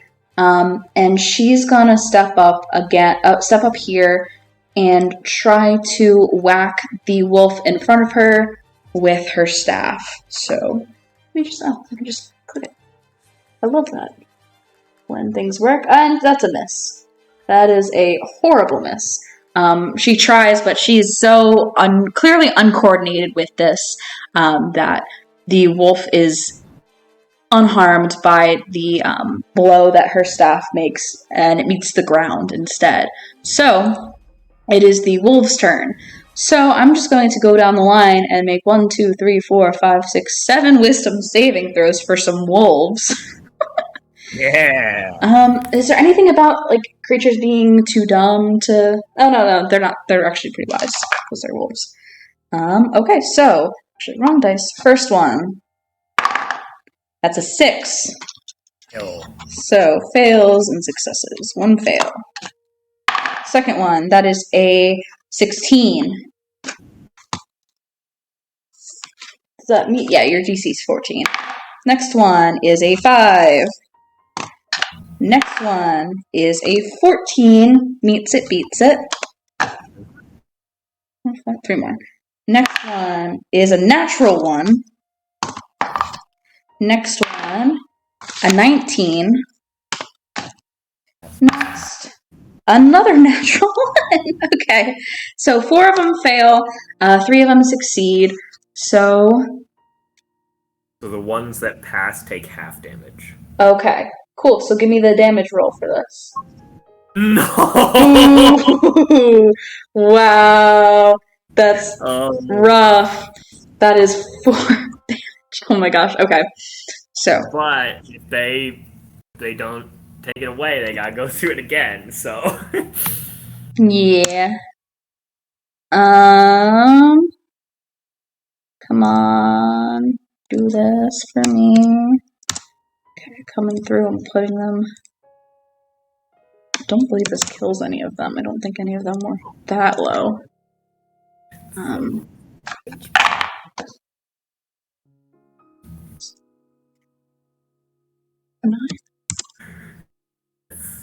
Come on. Go on. And then... The dice take it away, huh? Really sad. I mean, you went from obliterating a wolf to this. We also went 3 consecutive nat 20s to 4 on 3d8. So. Yes. I need to pause the music because for some reason it decided to stop playing the intense, and I don't want it to get too far ahead of us, so we're going to be in silence for the remainder here. So that was the wisdom save that they all made, just to get that out of the way, but they're going to go through, and the wolf that Ozzy beat with her staff is going to make an attack against her. Not with advantage or anything. That's going to hit, and she will take 7 points of piercing damage. Come on. Keep track of this.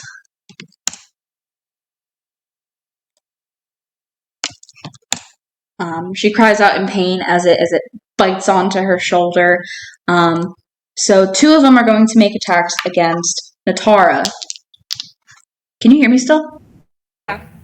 Oh, I don't know why my video stopped. Oh well, I'm just gonna leave it for now. Natara does a 18 hit. At 8 or 18? 18. 18 hits. Okay, that's the first one, and the second one's going to be a 19, which I assume also hit. I don't know why they are doing well against you in particular How here. much damage did the first one deal?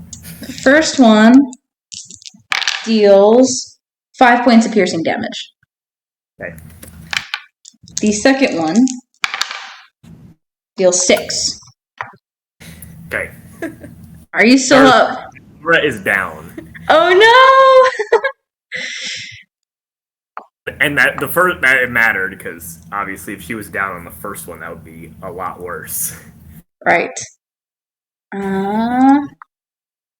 So you are down. Oh my gosh, why does this keep happening? I keep almost killing people's characters in their one-shots.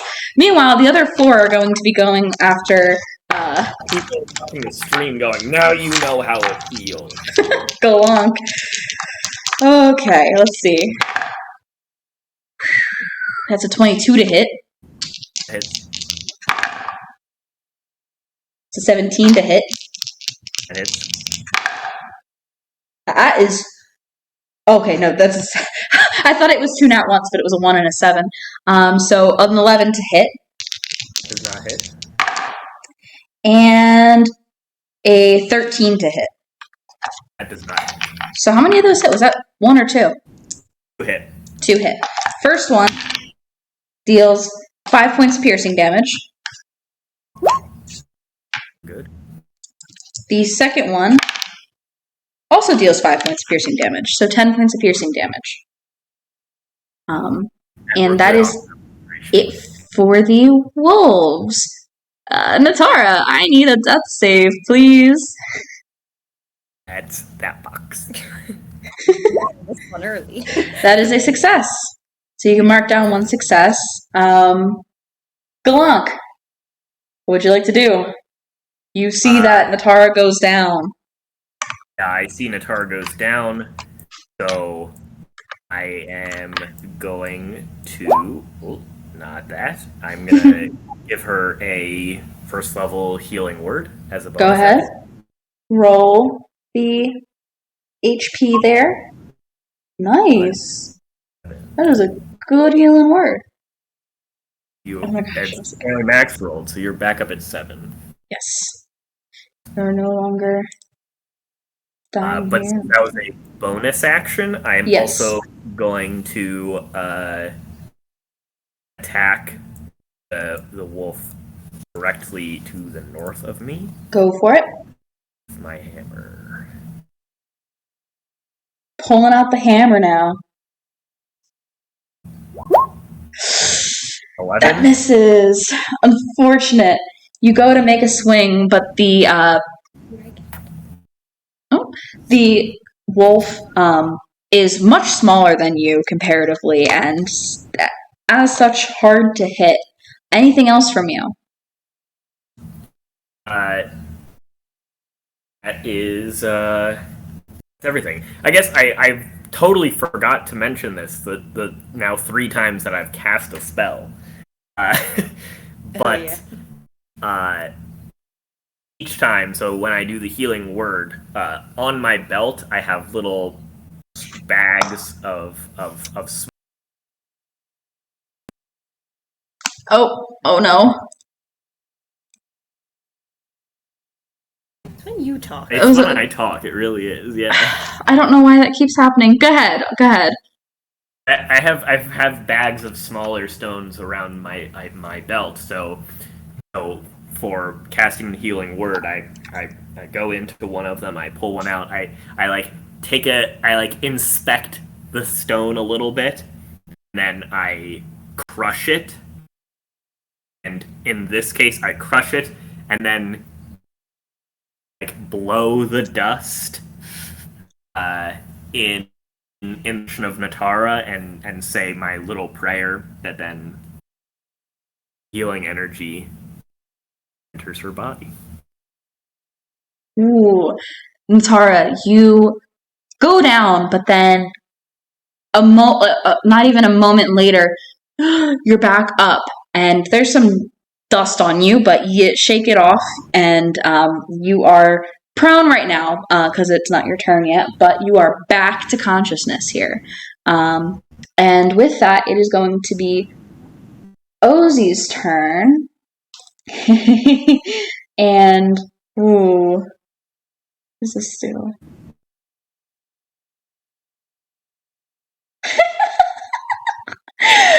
Ozzy is fed up with this wolf that has just attacked her, and anybody paying attention, you see that the pink stone on the end of her staff glows, and her eyes glow pink, and she tries to cast something on the wolf, and ooh, the wolf fails really, really, really bad, and the wolf glows pink and starts to float, and then whew, it's gone.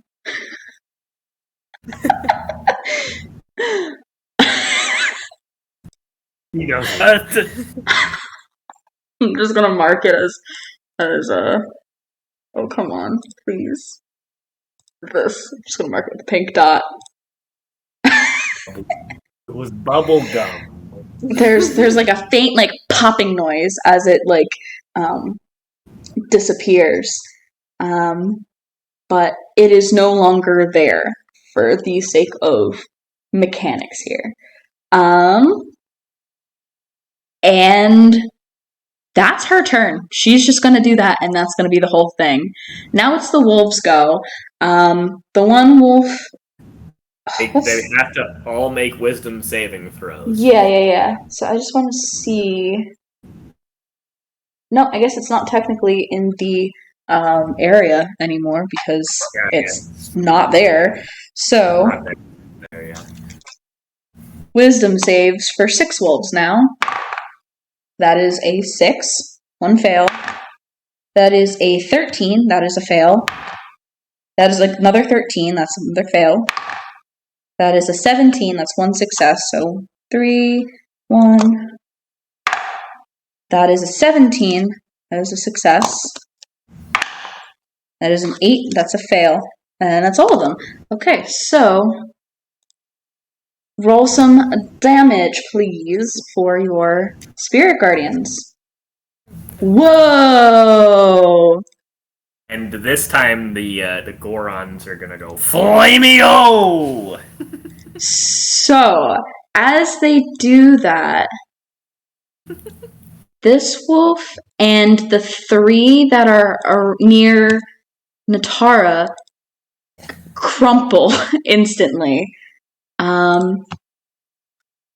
There's the one that is right here is barely hanging on, and they're both barely hanging on. That is what they are doing. They are hanging on by a literal thread here. And I've gotten rid of the wolf initiative, but wolf 17. Okay. Holy shit, you just obliterated so many wolves. They just drop dead as these flaming Gorons around just beat the shit out of them. The remaining 2, though, are going to go for you, Galonk, with advantage from Pack Tactics still. That is a 17 to hit. That hits. First one hits. And a 18 to hit, which I imagine will also hit. Come back here. That is going to be 6 piercing damage. It was not as bad as I thought. From the first one bite, and then the second bite, that is going to be 9 piercing damage. Lonk is down. No! Oh my gosh! As he goes down, all the other Gorons, like... Oh no.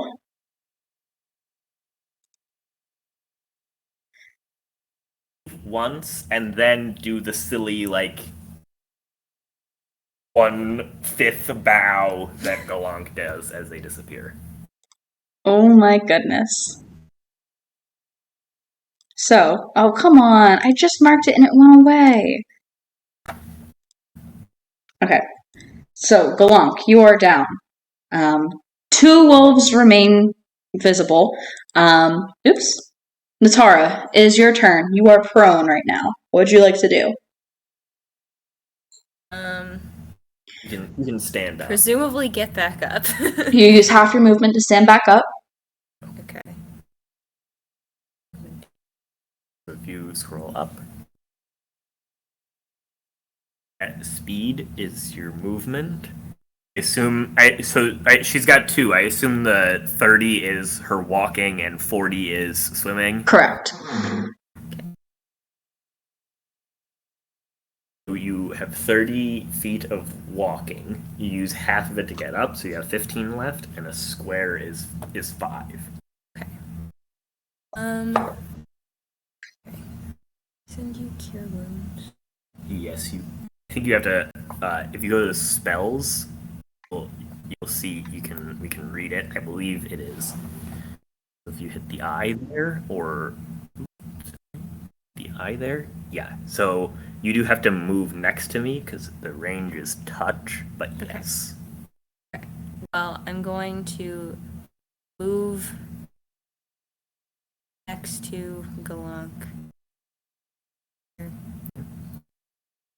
And then cast Cure Wounds on him. So now it pops up. It says what level? Level 1. Nice.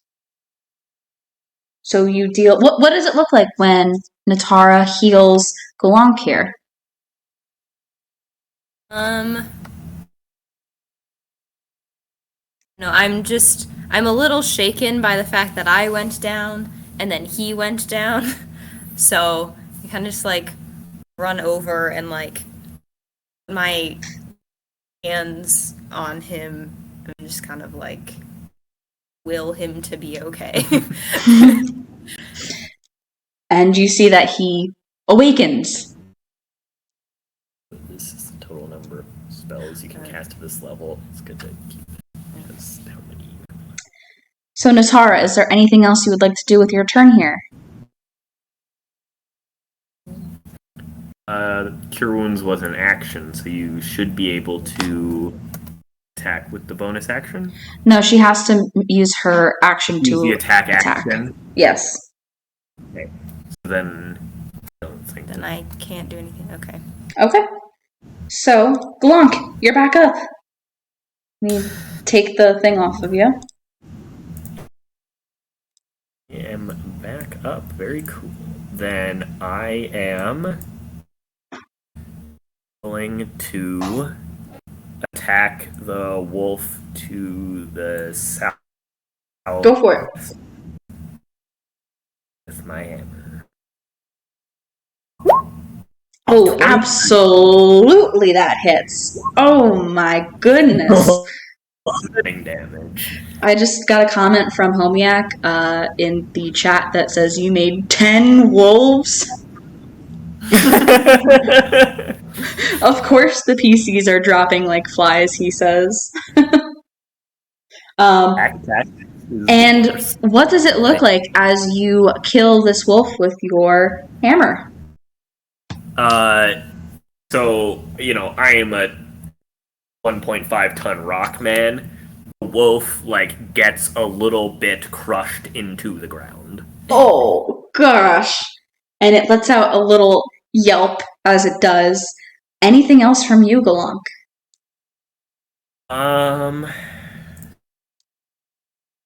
No, I think that's everything. Okay, it is going to be Ozzy's turn. She is still maintaining concentration on that. But she is just going to kind of stay there, still focused, eyes still glowing, staff still glowing, and take a dodge action for her turn. And then it is the wolves' turn, technically, but they lost their initiative because the one that I had put it on died. And the one wolf that is remaining is going to attempt to flee, moving out of range of both of you. So if you would like, you may make a attack of opportunity with your reaction. Otherwise, this wolf is going to flee.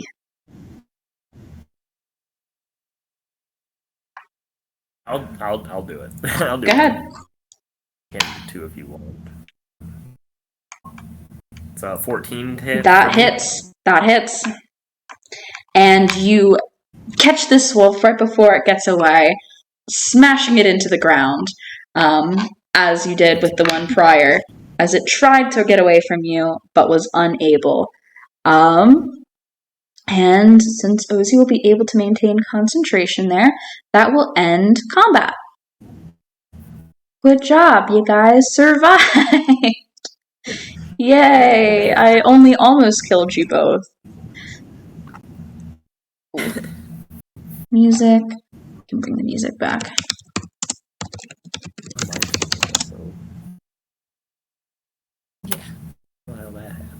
Okay, music is back. So, maintain concentration. The wolf does not return the remaining wolf does not return to here.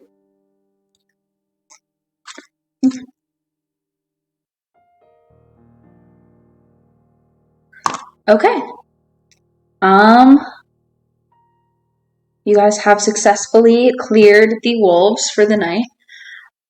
Wolves got a surprise round. We would be so dead. Oh, absolutely. And Ozzy says to you guys, now that she turns back, the glow fades from her eyes and her stuff. Oh my gosh, thank the fairies you guys were here. I would be a chew toy had you not come back. I can turn my camera back on. Had you not been here. There we go.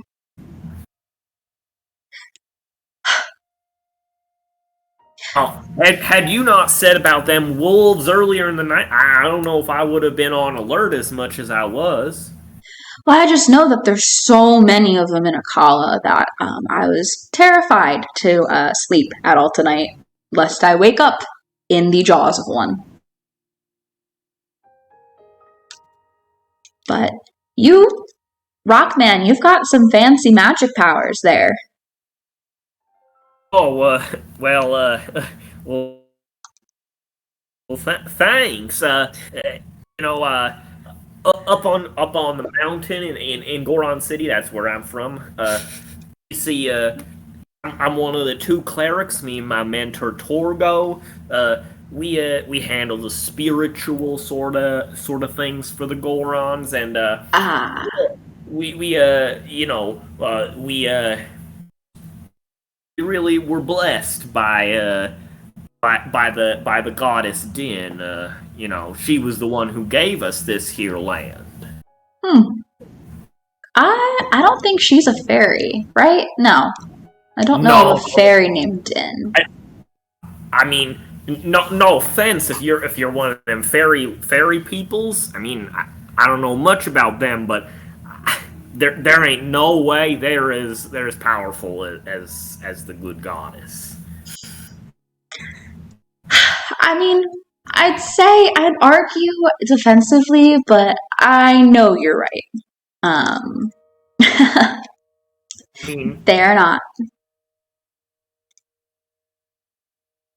Well, if that is all, I guess, I don't know what time of the night it is. Is it my turn to keep watch? I can.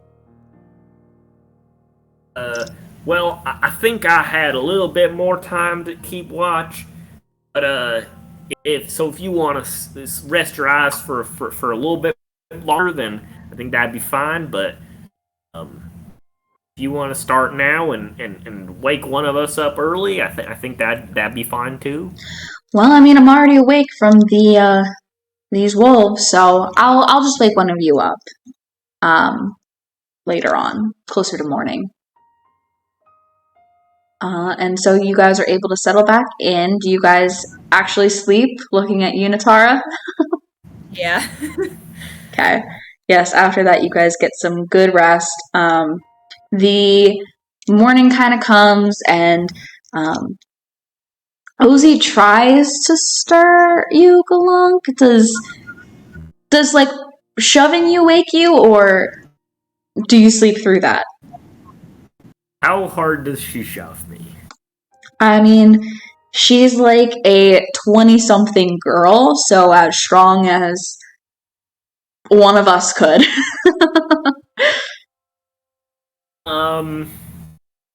I think that it probably does, just because I haven't, I assume it's not super long, like it's probably only an hour or two after we just had that whole thing, so I'm not in super deep sleep. Yeah, I mean, it's a couple hours. It's like morning at this point. She kind of let you guys rest a bit. Maybe she even fell asleep herself. But you guys did have to wake up in the middle of the night and break a long rest, so. Oh, yeah, probably not then, actually. So she's pushing, and eventually she just kind of tries to whack you with her stick, and I believe sleeping you're incapacitated, right? Hold on. What's the... Just so I can make sure to, Oh, there's no advantage or anything. Never mind. From being incapacitated. But, nonetheless, what is that not fighter? Yeah, she hits you with like a 9 to hit. That wouldn't do damage, but would that wake you? If she hits me with her staff, then yeah, that'll wake me up. Yeah. Rockman, your turn. Really couldn't wake you. I guess I'm sorry for hitting you with my staff here, but it's your turn.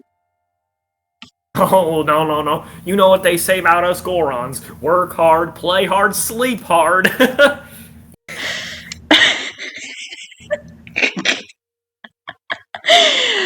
Yeah. Okay.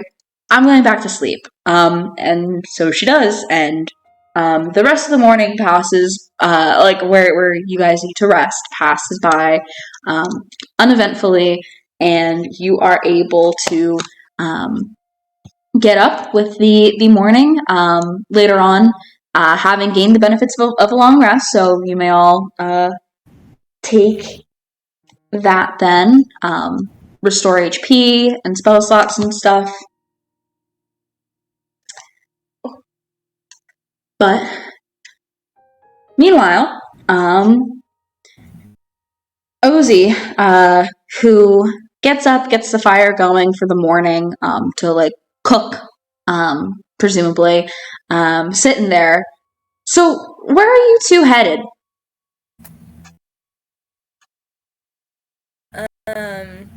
We are, I'm going to find a great fairy, Mija. I'm headed, continuing down the path, kind of down to the waterfalls. I don't know she's around there somewhere. Galank here was accompanying me, but he's technically trying to find somewhere else. I kind of look to him.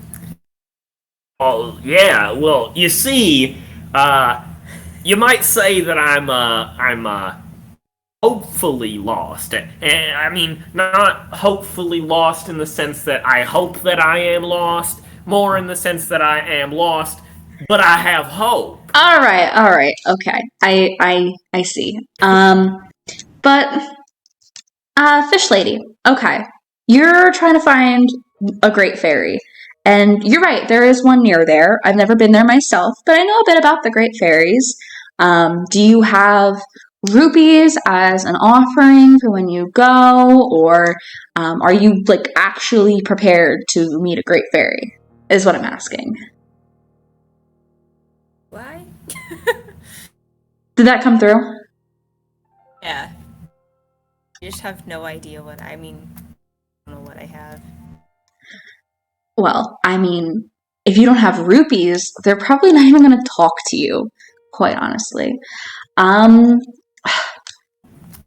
mean, it doesn't seem like you know the first thing about meeting a great fairy. Am I wrong? No.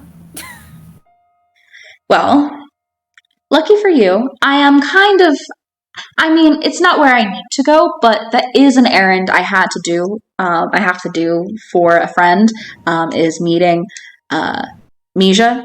So, I mean, I can help you if you want, if you are this unprepared for meeting a great fairy. Since you seem to know so much, I imagine.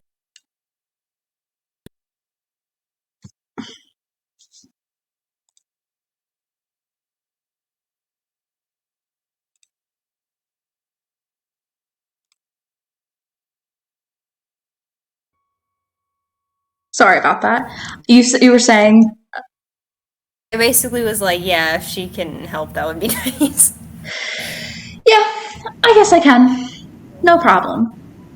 And so you guys set off then, heading towards the waterfalls that you could see just before sunset the night prior. Going south. What are you guys doing or talking about while you travel today?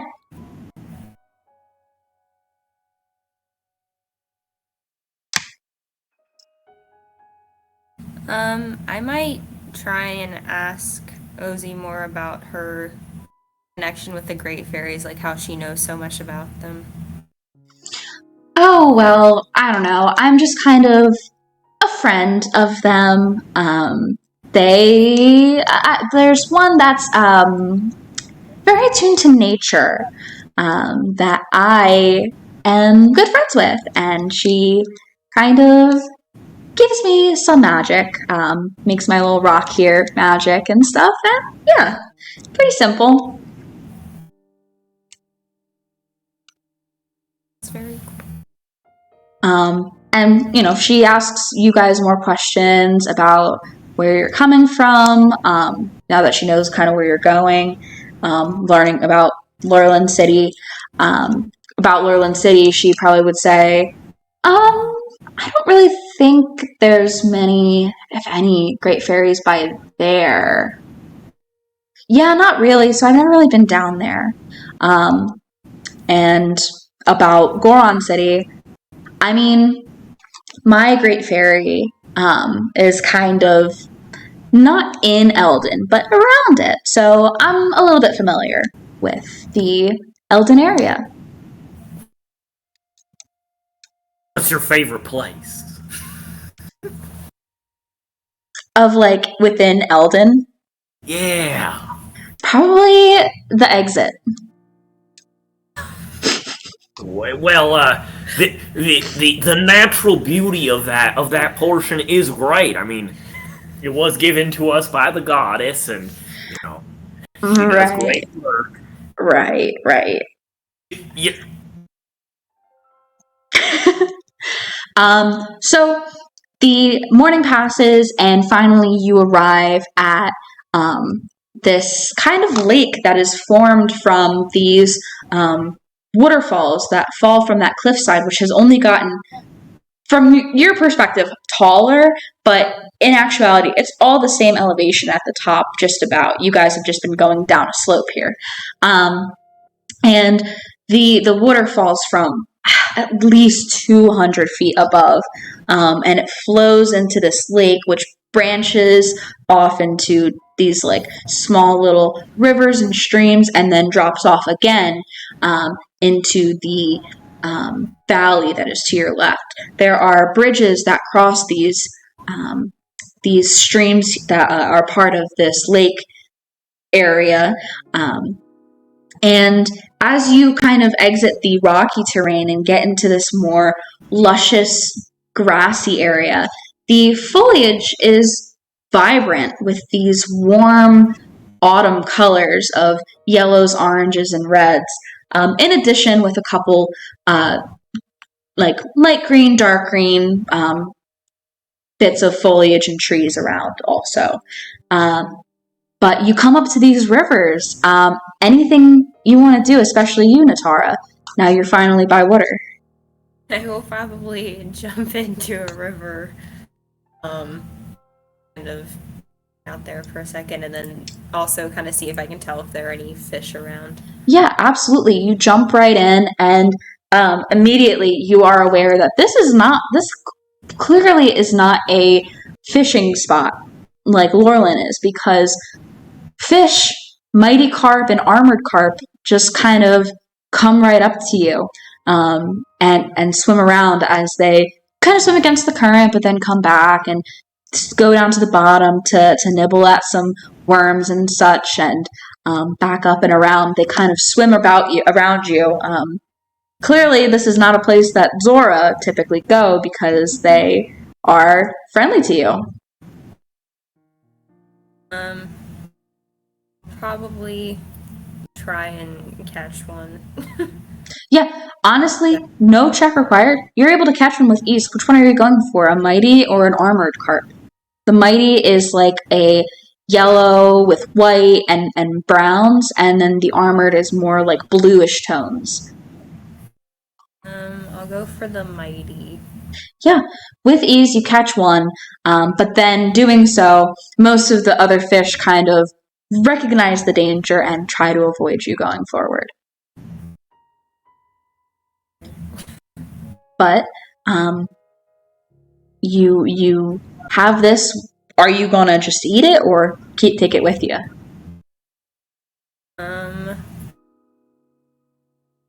Might I like look at the fish and like back at Ozzy and like kind of realize that maybe if she was going to eat it, that it would probably have to be cooked in some way. That I don't have a way to do that, so I might just eat it. Oh, that's fine. Don't worry about me. I'm vegetarian. So yeah, you eat the live fish, and continue on unless anybody wants to do anything else here.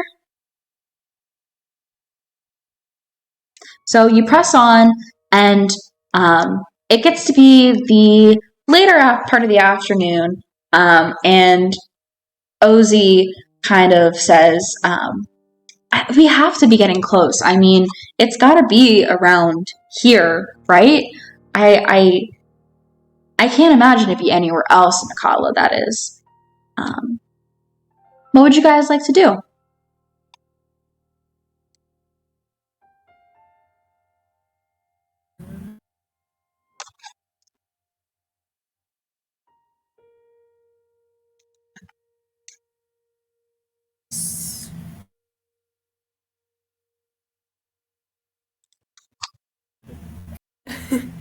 So my subclass is Horizon Walker, so that means that I'm sensitive to portals. So would I be able to kind of like somehow attune to that or like use that to see if I can tell if there's anything different nearby?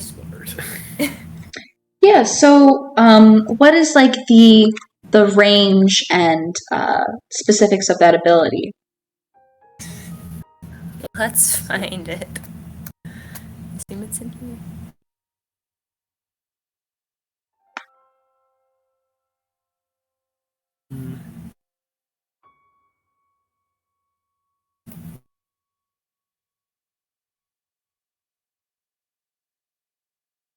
Doesn't look like you have it on your sheet. Let's Try and pull something up too, so I can try and help. So I did not add that. It just says it. Oh, you should have detect portal. That may be what you're referring to. Yeah. Okay, so it says you can magically sense the presence of a planar portal. As an action, you detect the distance and direction to the closest planar portal within 1 mile of you. So, what does Natara do as she activates this ability? I feel like she kind of just like really tries to focus. Like kind of like closes her eyes and just kind of tries to like feel it, I guess. Yeah, and so you activate this ability, and you get the feeling that oh gosh, come on, technology, hold out here. Just like actually north of where you guys are, not very far away, there's a portal. There has to be. You can feel it. So you guys kind of move that, or how do you tell everybody that you kind of feel that there is something to the north of you, not that far? Can you say that again? I'm sorry. Oh, it's okay. So you feel that there is something, a portal to the north of you, not very far away. How do you want to tell everybody this? Do you tell everybody this? I just say I think it might be up north this way a little ways and just start walking there. Yeah, you just kind of start walking. Galunk, Natara's walking away. I'm gonna follow her, and I'm gonna be like, Gorons, when we get down to business, when we're doing work, we like to maybe hum a little song or sing a little song. You know, any good walking songs?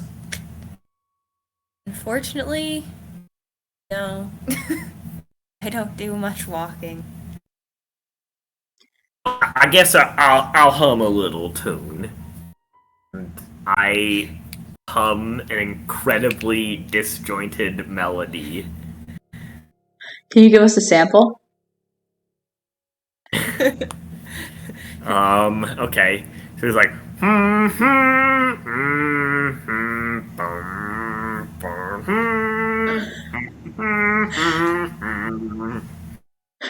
like that.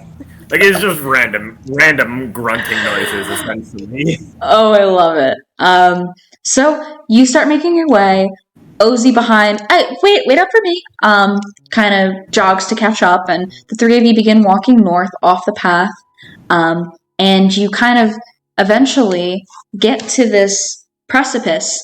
And looking down below, there's a small cluster of like a little mini forest, like a bunch of trees around.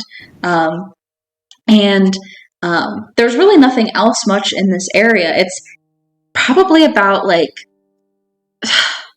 70 to 80 feet below the level you guys are at. And looking around, you can see that it will take a while, but you could continue following the path, which does slope downhill and then come around. But that would probably take longer than the rest of the day that you guys have. And you're able to see all that because of your height of where you guys are at. So, looking down, Natara, you get the sense that at the center of that forest is where you're feeling some kind of planar portal. I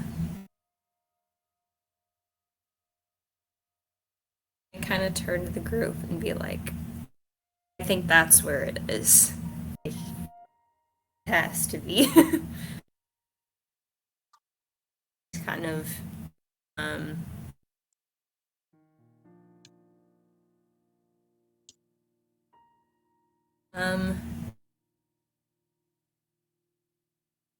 kind of like gesture to like the path and be like, I don't think we can get there all the way there today. Do you all want to keep moving forward or find somewhere around here? Stay.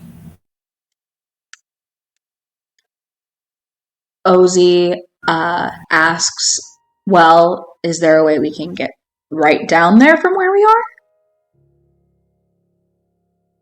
Can I tell? Sorry, can you repeat it? I just said, can I tell? Yeah, give me a perception check. I promise, there's more kinds of checks.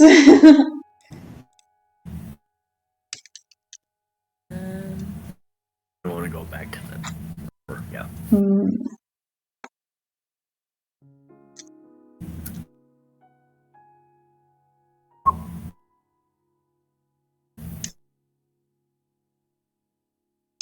Yeah, with a 14, I mean, you could kind of try to cut away from, first of all, you could try and cut away from the path and kind of hug this cliffside, and then by the end, it might be a shorter drop off.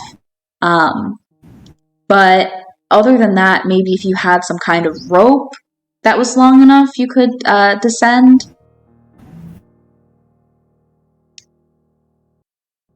Would I have rope with me, like I would use to make nets?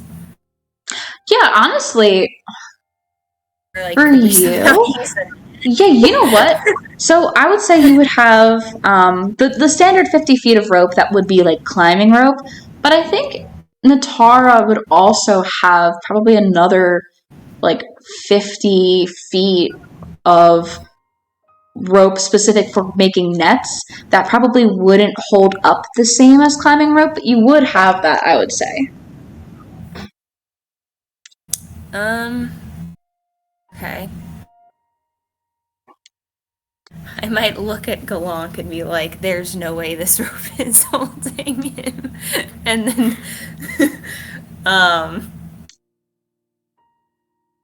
kind of be like, and then like turn back to Ozzy and be like, well,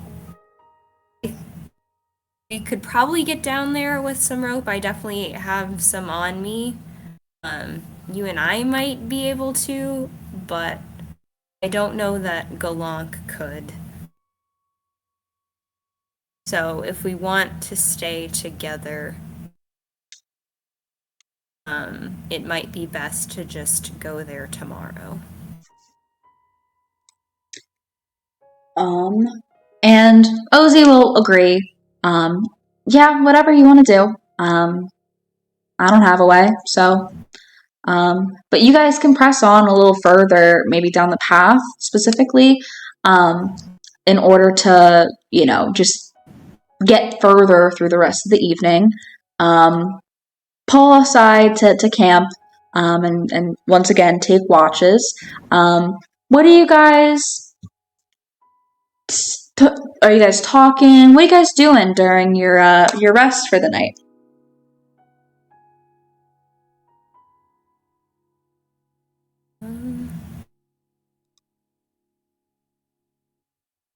I think I'm actually going to ask Natara a little bit more about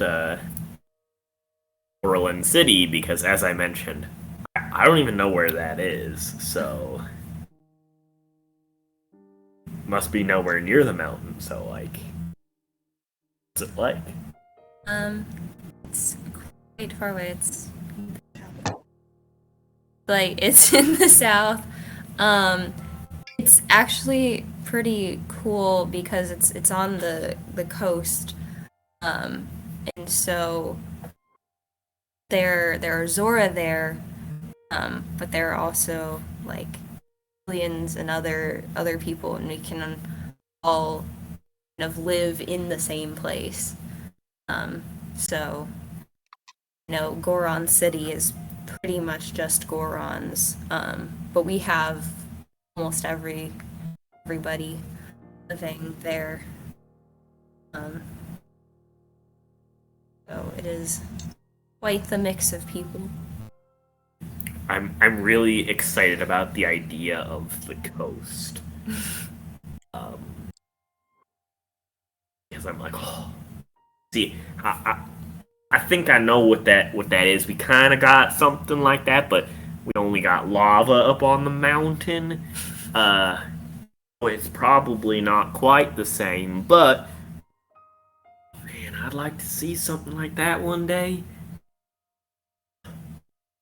In this beautiful world that the goddess gave us, and I do a little bow. So what do people do down in that city there? It's pretty big for fishing. I made my living there supporting me and my sister making nets so people could fish. But it's kind of the main thing. But people do all kinds of stuff there. You play any sports? We love playing sports up in Goron City. What kind of sports do you have in Goron City?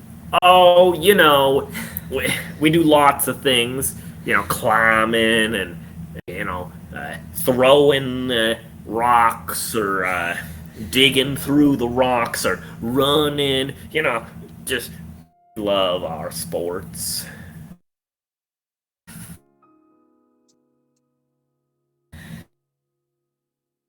That's great. Every once in a while, we have a big old sports competition, and if we got a bunch of events. We got 5 events, picked out from all sorts of sports, and all sorts of Gorons. All brothers and sisters can compete if they want, and whoever does the best among all 5 events, they get to be the Goron champion. We don't have anything like that in Laurelin City. You might want to try it out. It's great fun. Sometimes even if one brother or sister wins, all 5 events on their own, each one, and then we call them a true Goron champion. And we ain't had one of those for a long time. Not since brother Daruk. He was the last one. Uh, he was well. I never got to meet him, but he was supposedly one of the best there ever was. Have you ever participated in this competition? Oh, well, they don't happen super often. The last one that happened, I was only 8 years old, so uh, I I kind of played in one of them. I tried to do some climbing, but I didn't make it too far, and then I fell off and I hurt my bottom a little bit. Yeah, I was a little child at the time, so I mainly just watched and enjoyed it, watching all the brothers and sisters. Uh, you know, I mean, but ultimately that's not real. My calling in life is not to be an athlete. That's what I've learned. No, spiritual things. Incredible. I was like trying to take notes so I could have this Goron lore for Goron City. But so, Natara, you get a bucket load of information there about Goron City. And He tried to be polite and ask someone else about their interests, but then Natara's fine. She doesn't amazing. want to talk. he was just like, nah. She's fine to just listen and take everything He's in. like, listen, I love Goron so much that I gotta tell you about him. Amazing. I love it so much. So, as night settles in, who wants to take the first watch? Could be either of you, or you could have Ozzy do it. I'll do it. You can wake. Yeah. What do you do during your watch? No perception check. I didn't plan another thing, so no worries. But what do you do during your watch? My watch, I think, we've been traveling so much and traveling in a group that, like, I've been trying a little bit, not very well, but I've been trying a little bit to, like, contain my wonder at, like, the changing of like, the landscape, right? And even though plants really aren't my thing, like, the fact that, in this part of the world, the ground is such that it supports this different plant life is amazing to me. And so I'm kind of just like reflecting on that, saying prayers, lots of prayers of thanksgiving, you know maybe a few prayers, like asking for guidance in my journey, things like that. Oh, absolutely. I love that. And who do you wake up to take the second watch as your time watching comes to an end? I'll wake up Natara. I'll since I'm not as worked up as I was last night, and my instinct was just to poke. I watched Natara wake up Ozzy. I'll try to emulate that, but since I'm a 1.5 ton rock man, I like shake you a little too hard. Like, I'm up. And as it becomes your watch, Natara, similarly, I ask, what goes through your mind? What are you thinking about during this? I guess I'm kind of thinking about how far I've traveled, and then thinking about how Ozzy said that didn't sound like I was super prepared for actually meeting the Great Fairy. And just kind of like sort of wondering what possessed me to like leave and actually like go on this journey. And then I guess to that extent, I also probably like think about my sister and I'm like hoping that she's okay. Like wondering if and when I'll hear from her again. Like that. Yeah. And as your watch comes to an end and you wake Ozzy, once again, a friendly response because you crit when you woke her up the first time. And she takes the watch. You both arise as the warm sun hits your face as it first rises in the morning, coming from the east. And Ozzy's already up. As you guys begin to stir, noticing you do. Well, come on. We gonna go meet a great fairy today or what? Let's go. I pull a rock out of my bindle and like munch on it as we down. Yes, fantastic. I love that. I love that you can just eat rocks. It's like a.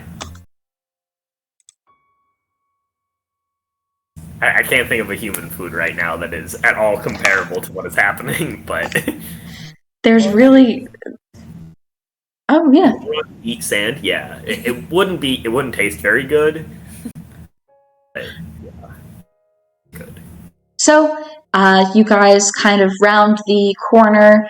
Now that you're kind of on the level that the little mini forest that you had seen from above rests on, and you make your way over through the grassy fields. The grass rises like 3 to 4 feet from the ground, very, very tall, but not an issue for either of you. More of an issue for Ozzy, who is only about, I don't know, between 5 and 5.5 feet tall. And so you guys make your way through that until you reach the tree line. And upon reaching the tree line, you have finally found yourselves in this well-hidden grotto. This grotto for which you had been searching. As you enter the tree line and enter into this clearing in the center, a shallow, crystal clear pool of water sits on the ground with this plant kind of emerging from it. It's this bulbous flower bulb it's folded up facing skyward, and it sits at the center of this cluster of trees and foliage. All around it, growing from the water, are these bulbous purple flowers that kind of emerge and sit above the tall grasses around.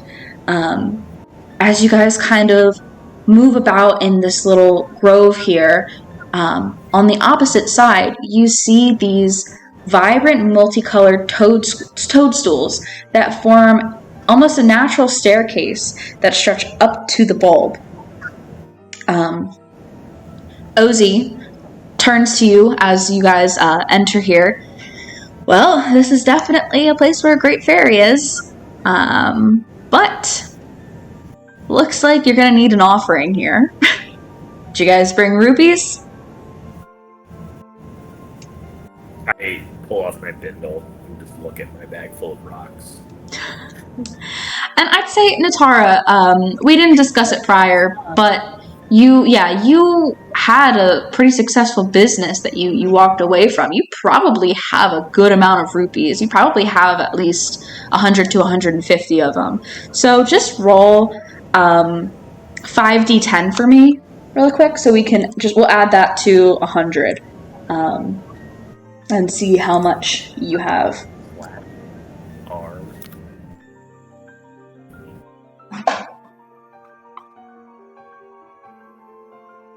Okay, so you have 137 rupees.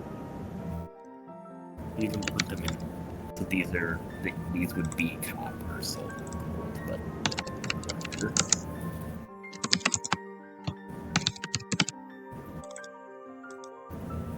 Alright. We'll kind of turn, like, look at Ozzy and be like, how many would I need for an offering? Well, I mean, they always ask for different amounts, so I'm not sure. You'll have to hope you have enough. And I guess I can spot you some, but I don't really have much, so better hope. Well, I'm not here to see her. I mean, I have an errand I have to run here, but I'm not here to see her. Go ahead, go up. Gesturing towards the little toadstool stair. Okay, I will kind of make my way forward. Yeah, you start walking up the stairs. Yeah, you trudge through the crystal clear, shallow waters of this little grotto here. Make your way up the toadstools, and there you are before this big bulb. Massive. It is huge. It is just a closed flower bulb that looks upwards. What would you like to do?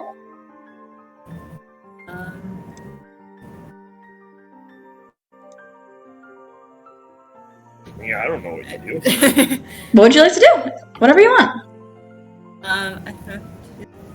Hello? I try and say hi to the bulb.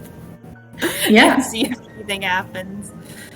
Yeah, you begin to kind of, you're face to face, it's right in front of you, this plant material, right? And you just call out, hello?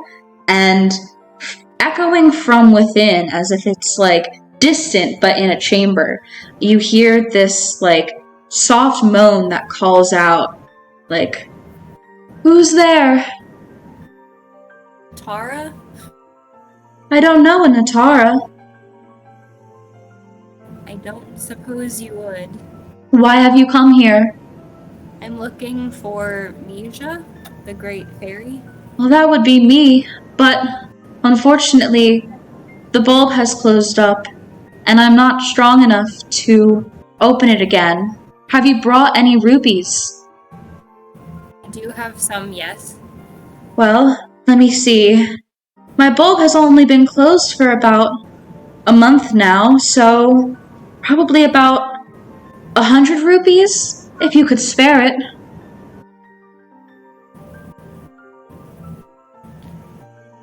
Yeah, I don't want to have come here for nothing, so I might just be yeah, okay, whatever.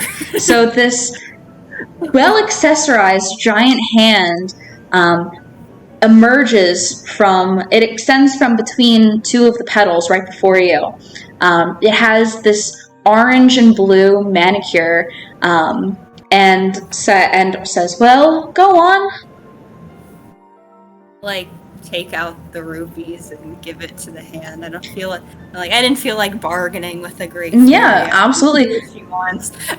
Grasping the rupees you have placed there, the hand swiftly pulls back into the bulb, and it begins to tremble. The ground and the plants around you also begin to tremble and shake as the flower before you bursts into a full bloom.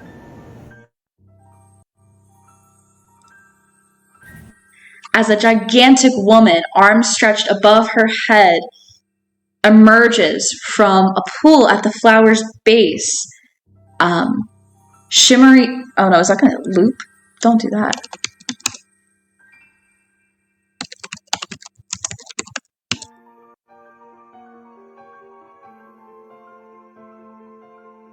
Okay. Shimmery dust just explodes like pollen from this flower all around you, and both of you realize that you are now covered in glitter, and so is Ozzy. You return your gaze to the woman, and she is beautiful but massive in proportion. She has this wavy violet hair that cascades down her right shoulder, pinned back by a rainbow iridescent hairpiece in the shape of a butterfly in her hair on the left, and amethyst encrusted rose gold jewelry covers her neck and her arms as a scaly purple breastplate shimmers, covering her chest. Additionally, sparkly blue eyeshadow highlights her gray eyes that just look excited because to be released here. And the excitement in her expression quickly changes to like a calculating look as she kind of assesses all three of you, but then turns back to just relief. Thank you. I am the great fairy Mija that you seek. What can I do for you?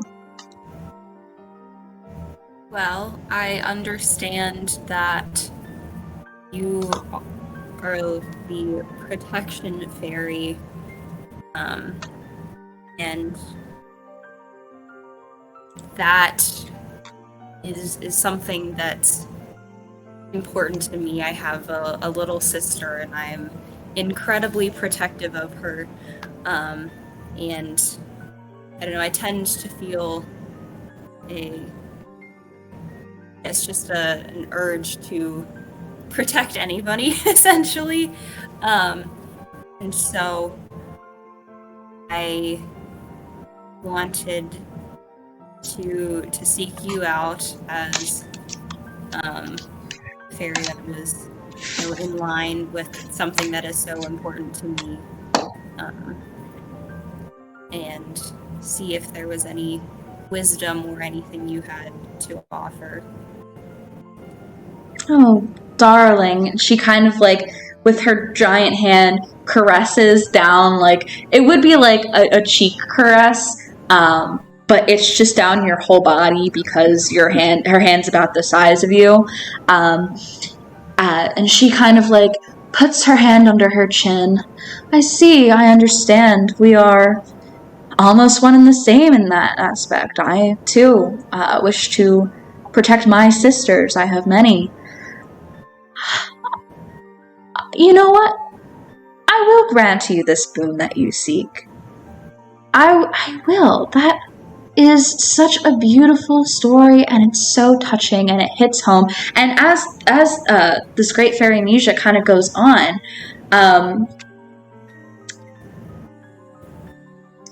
Galong, what's your passive perception? Great question. It is a 13. Interesting. So, almost too late at this point, you notice that Ozzy, in this time that Natara's been kind of pouring out her heart and deepest desires to this fairy, this fantastical fairy, you've been distracted watching because, oh my gosh, what the heck is this being? You turn too late and see that Ozzy has this scroll pulled out, and she's been speaking the words on it, and it begins to glow pink. And I need both of you to make charisma saving throws for me, please. Oh no.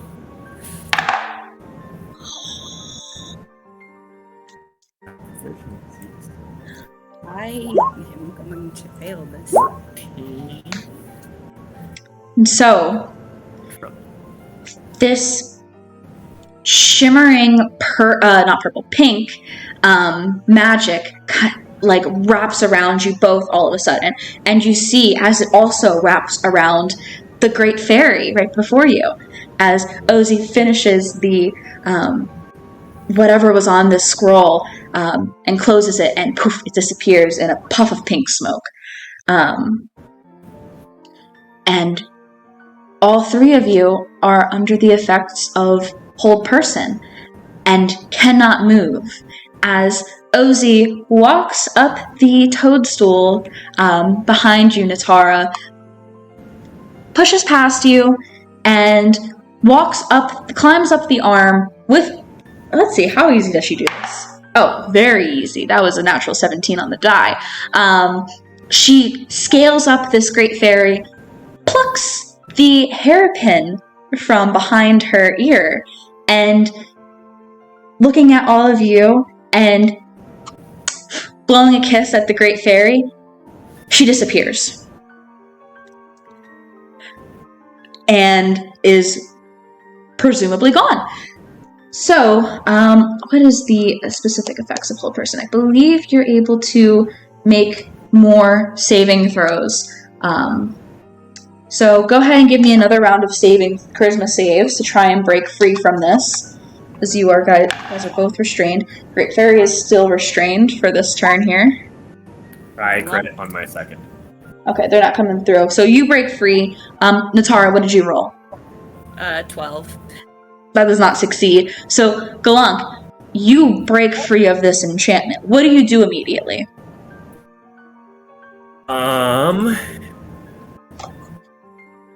So I can cast spell magic. I can target one creature, object, or magical effect.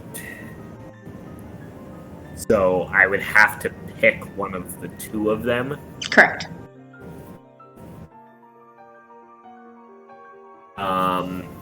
I think I'm gonna pick the fairy first. Okay.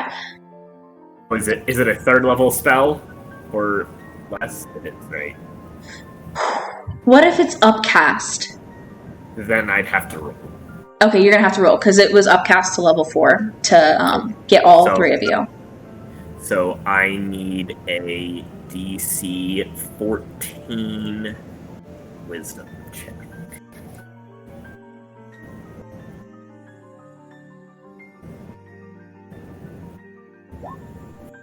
14. Nice. Yeah. So, how does Galunk dispel the magic that's on the Great Fairy? I think that he pulls a rock out of one of his things. He says a little prayer, rubs it around, and then throws it at the Great Fairy. Just like small rock, and it like poofs open into like red energy, and then like it forms like a coating, I guess, around her body. Yeah. That removes the. Yeah, totally. It almost like eats away at the pink that has her restrained there, and she like moves her arms and kind of splashes the water that's at the base of her pool as she does, and lets out a cry of frustration, like, "Are you kidding me? I'm free for 2 seconds and this happens? What have you guys done this to me for?" Let's do another round, but Natara and the Great Fairy is already free, never mind. So Natara, go ahead and make a charisma save. Yep, that succeeds. Yay. Absolutely. So you finally break free from this restraining, almost like this debilitating kind of hold that this magic had on you. And the Great Fairy, now that you're both free, what is happening here? Why did you do this to me? Be like, I didn't know. I'm just as surprised as you are. She said she had an errand to run that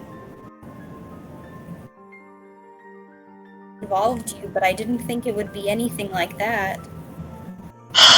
I should have known from that pink hair. No doubt she's one of my sister Phase's followers, her stupid little disciples.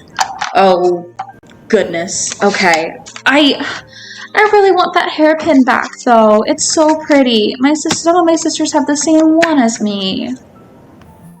I'll tell you what. that boon you were requesting. If you are able to get that hairpin back for me, I'll grant it for you. Okay.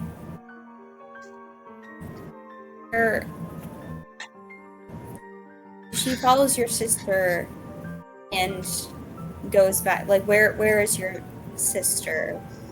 Well, Phasa's portal is her grotto.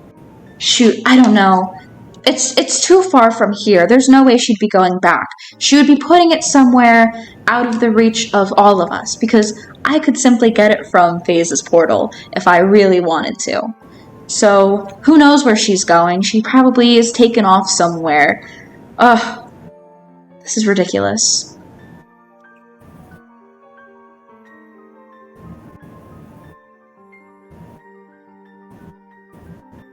What would you guys like to do?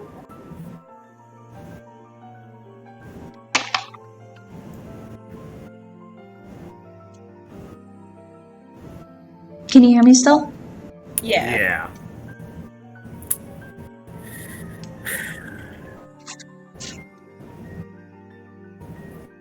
I mean, It might do something to do. I don't. Okay. You are the tracking lady, aren't you? I am. That's true.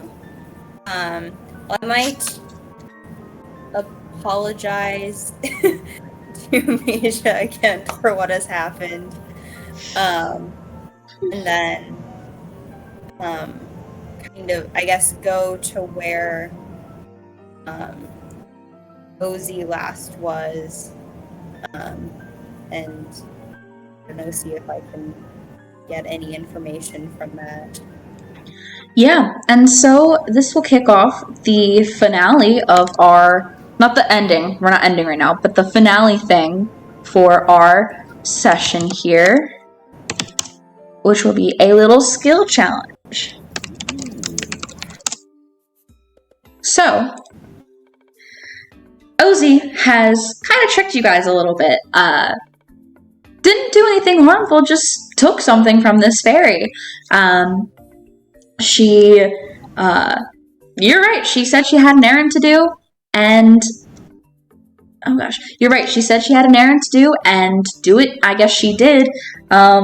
So, last you saw her, she was kind of on the shoulder of the Great Fairy, whose hair has now, that was pinned back, has fallen, so she has most of her hair over her right shoulder, and then a little bit off on the left that has fallen forward. And she kind of just sits back in her pool, just, oh darn. So, let me pull up the thing.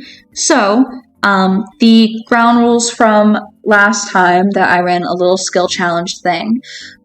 In general, this is a lot to keep track of, so just, bear with me. But for each cantrip you use, infinite use feature, or piece of equipment that you have, you will gain a +2 to your roll, which is I believe it's still your proficiency bonus. What's your proficiency? It's a 3 now. Okay, so it'll be a +3 to your roll. Sorry, I had copied this from last time. If you use a consumable item, which I don't believe either of you have, or, a multiple use feature, you will get advantage on your roll. If you use a leveled spell, or a feature that can only be used once per long or short rest, you will automatically succeed on the roll. There's a set general DC, but if your idea is extremely creative or extremely likely to be successful, the DC will be lowered by your proficiency bonus. If it's high risk, likely to fail, same thing, it'll be raised by your proficiency. There will be 2 phases, and it's 3 successes needed. 3 failures is a failure for that phase. And so we begin with our first phase, tracking. So, what we're going to do is go back and forth between you two. So whoever would like to kick it off with something to do to try and figure out where Ozzy went, please let me know.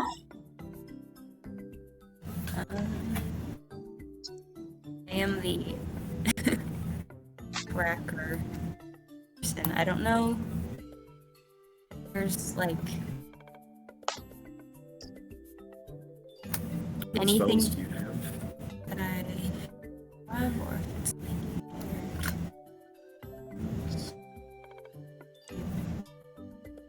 Really yeah, I tracking don't related. really have any tracking related spells. I forfeited. I don't have Hunter's Mark anymore. We chose something What was else. this thing? Yeah, but we chose healing instead, which brought Galonk back, Which so... which was very helpful.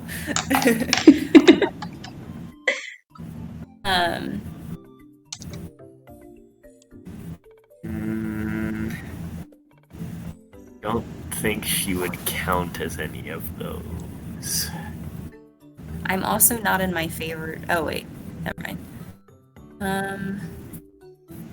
I don't know.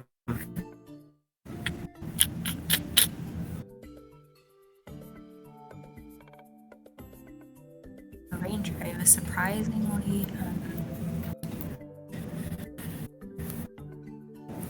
I mean, I guess I'll just kick us off with, like, can I investigate the, like, plants around to see if any have been stepped on? Ooh, absolutely. I'm gonna say, give me a survival check for that, please. 21. 21. Yeah, so you begin looking around and you can tell that this is your first. Let me keep track too because I didn't make a table yet.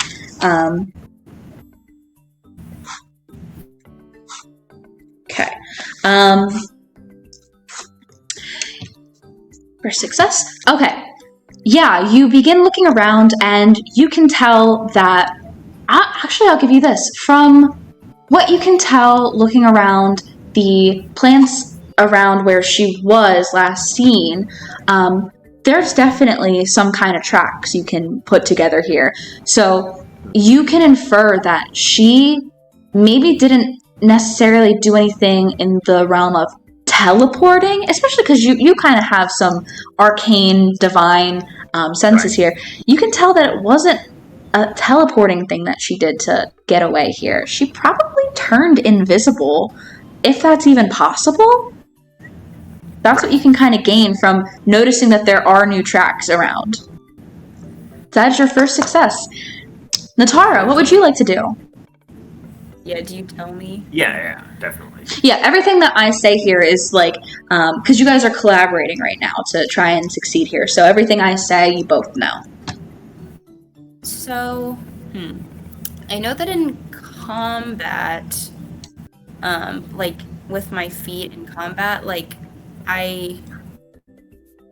people who are invisible don't have advantage against me. Is there some way that I could extend that here? Like, would I have like noticed something or like been aware of where she was while she was invisible? Yeah, so I would say that that's kind of like an infinite use feature or piece of equipment equivalent. So you'll gain a +3 to your roll here. So trying to garner, now knowing that she's invisible where she may have gone, I don't want to do survival again. Let's do, because I don't want to duplicate back to back here. Let's do perception. not to do it again, but it sounds like perception. That is perception, yeah. So perception, and we'll add a 3 to it. 14. 14? Yeah, that is enough. That is a success. And so... Oh, no, wait. No, it's not. I lied. Math is hard for me, an engineer. Proficiency in perception said no. I know! You literally had a +9 to this roll. Yeah, So, you know, you're looking around, you're seeing the same tracks that Galonk pointed out and found, but it's tough because your sense in combat to not be for enemies that you cannot see to get advantage on you, it's more like a second sense. And honestly, I don't want to give you nothing here, but perhaps she is too far out of the range of that sense, which is approximately probably around like 5 to 10 feet, realistically thinking of what you're trying to use it for right now. So she's not within the range necessarily that you have the ability for at this moment with that. So you can't really pick up where she is. But, she's not within like 10 feet of you right now. Galunk. Okay. So,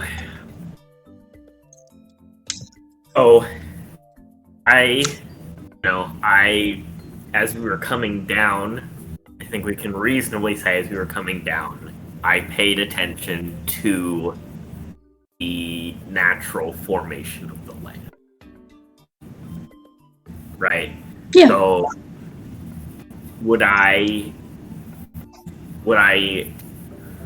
I'm not sure exactly what skill I want to frame this as, but would there have been like outcroppings or cave-like places, like somewhere that would make sense as a natural hiding spot? Give me the rock or the way the earth is shaped. I don't want to do survival again.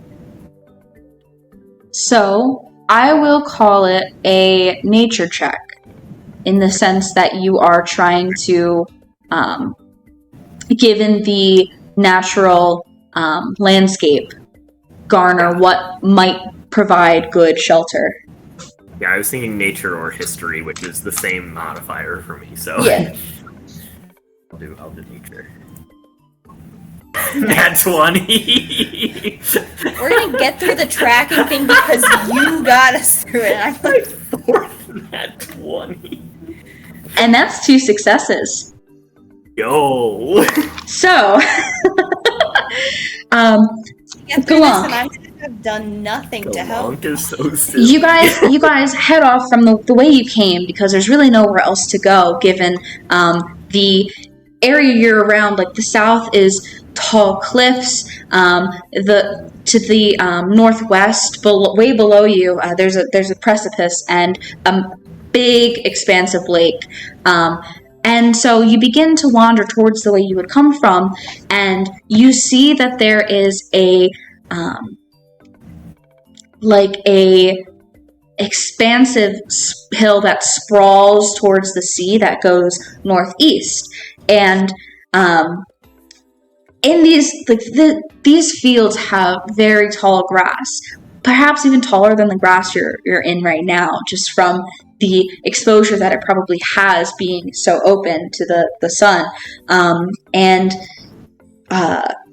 It seems that if there was a way to go, it would probably be this way, especially since as you guys move closer and more forward, you see way down below the way that this terrain sprawls. It goes down to this kind of spiral peninsula at the ocean, at the sea down below where you are.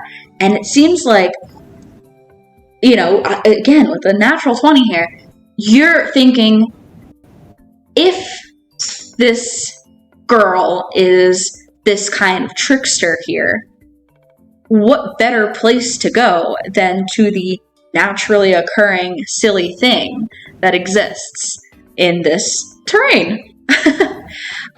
And so, successfully, you guys have determined that is probably the way that she is heading. And having succeeded the challenge, you can see that down below, parting through the grass, is an invisible form. Like, the grass just kind of like parts and then comes back together way down below where you are. And so that brings us to phase 2, the chase. And because you guys did so well,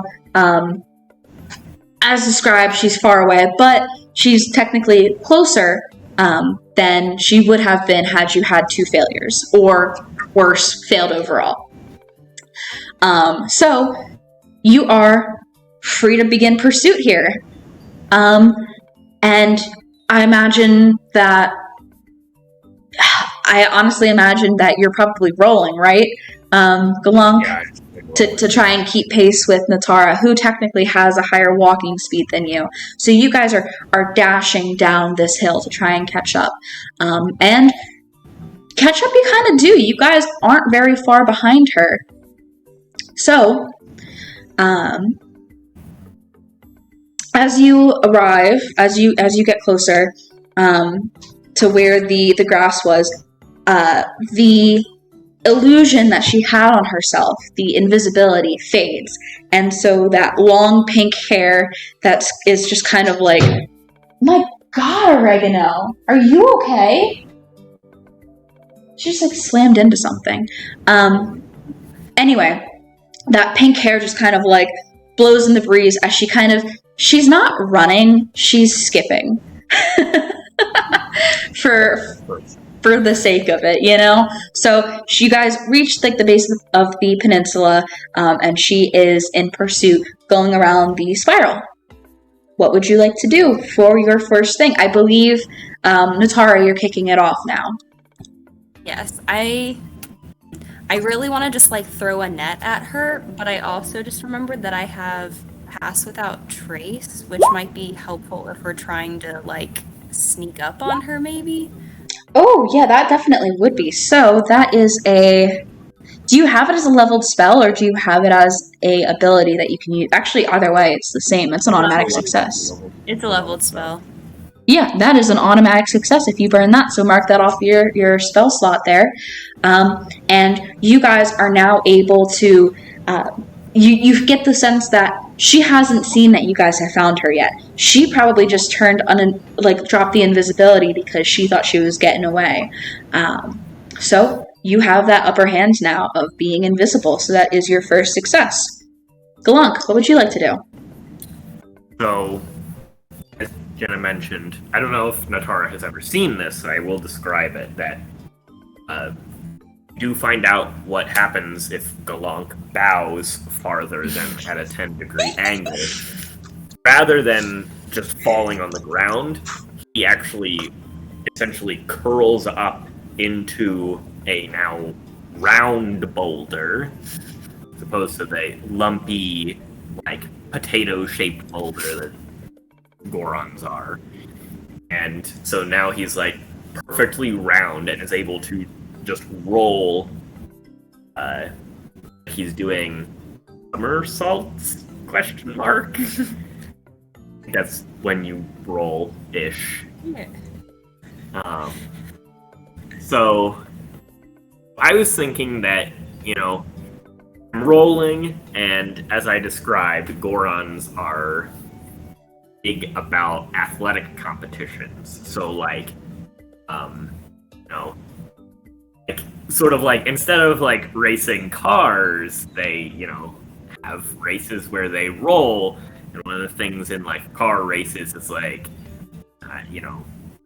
getting the best path and the best like angles on turns and things like that. So he's trying to use that Goron athletic knowledge to like, go over that, roll faster. Yeah, definitely. Just trying to decide if you get a bonus to your athletic check here. I'd say it's a pretty creative. Oh, it certainly is. I'm gonna count that as an infinite use feature because it's technically a feature that you get as a Goron to be able to curl. So you can add 3 to your roll. Please make an athletics check for me. Oh my God! That's Ben, I'm gonna ban you from my table with all these crits. A long banned character. I didn't even get to use my net. Galunk is a banned character. You know what? Because that's 2 successes. For the fun of it, because this is technically a coast terrain on this peninsula. It's like a sandbar here. Would you guys, you have to both agree, but be opposed to doing 5 successes for this one? To get to showcase some more of your fun abilities here? Sure, Katie definitely has stuff she wants to do, so. I want to throw a net at her. So your net range is not far enough to throw the net. because you have you can throw it 5 feet. You have to be next to something, and you can throw it 15 feet with disadvantage. But that is the extent that it can be thrown. And she is greater than 15 feet from you guys right now, at least from you, because Galunk is like right up there with her right then. No, never mind. Now I don't know what to do. I don't have any. Well, you're on a coast. The environment is a coast.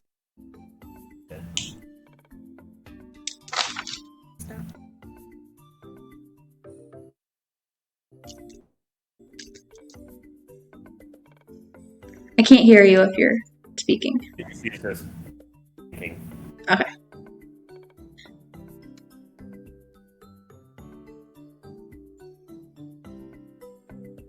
What are you thinking of?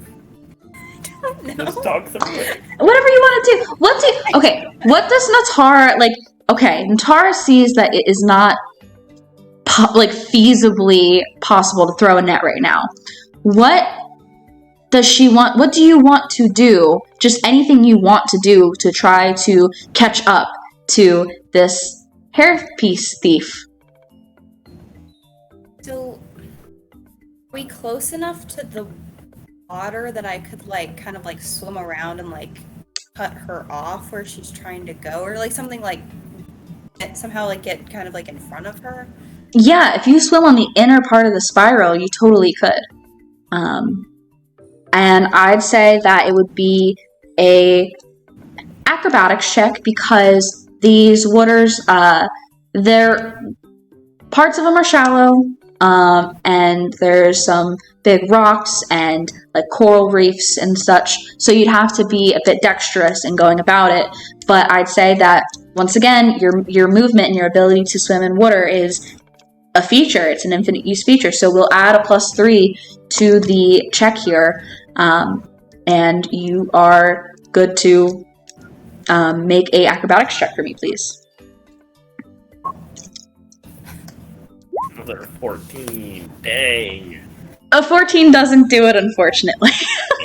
So you begin to swim, and in doing so, despite the stealth that you have used your spell slot to provide you and Galunk with, you catch Ozzy's attention, and Ozzy is now alerted that you guys are on her. Previously, she was not, because of the absolute skill that Galunk rolled with. Seeing that you guys are there, and seeing that Galunk is very, very close to her now, the consequence for this failure is suddenly, poof! Ozzy splits into 2. Oh my gosh. Ozzy splits into 2. Now there are 2 pink-haired girls skipping along down this peninsula, tossing the hairpiece back and forth between the 2 of them just to kind of tease you guys. So I believe that is Galunk's turn now. What would you like to do? There's 2 Ozzies.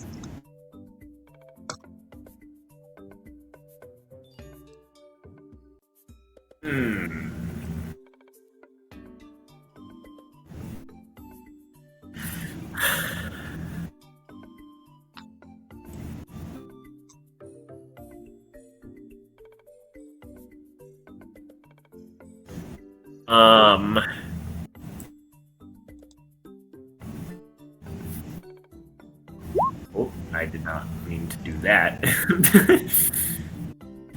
I guess my goal would be to figure out if one of them is a real one. Is there a real one and a fake one, or are there really 2 Uzis now? Okay. Well, we want to make that for a check.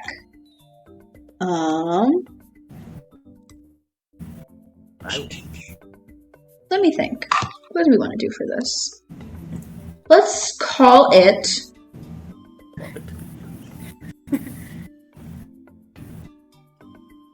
Would you say that you're going about this in a magical or practical sense? I would say that I'm probably going about this in a practical sense, just because of the speed that things are going at. Okay. That's going to be investigation then. For practical.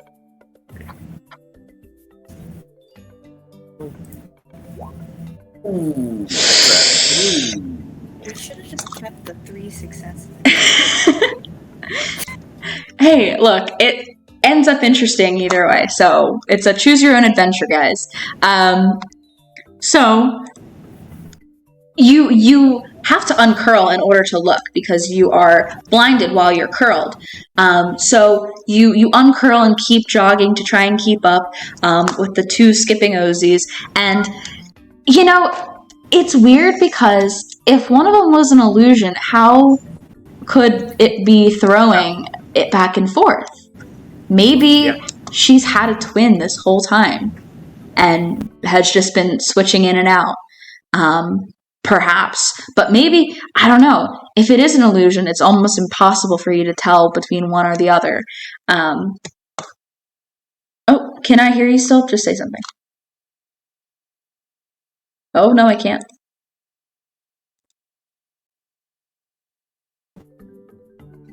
Sorry, lost my ability to hear again. Did you say anything else? No. Okay. So,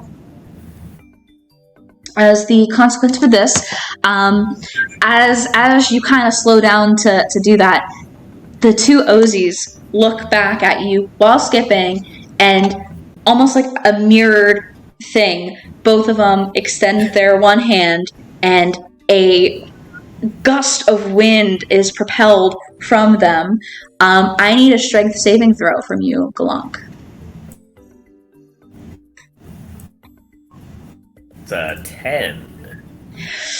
And so you are pushed back by this gust of wind onto your back, almost like a turtle here, as they continue to skip and get away. So, Natara, what would you like to do? You have 3 successes and 2 failures now. I have been highly unsuccessful so far, so I don't know what I'm doing. This whole peninsula, it's very narrow, and it is entirely made of sand and some rock. Accidentally clicking things. Please disregard. And for, like, it extends in this, like, kind of bay area that's a part of the sea, and it just spins around in a spiral, and the Ozies are continuing on, and you're still in pursuit in the water. You just weren't successful in gaining on them necessarily last time you tried. So what would you like to try now?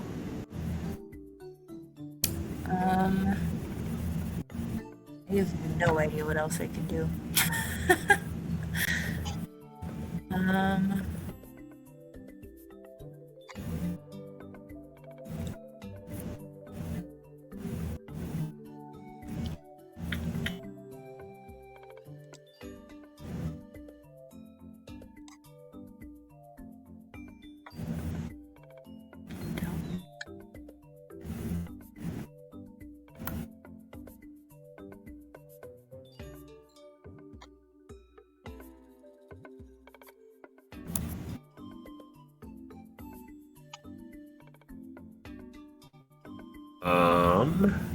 He sure does.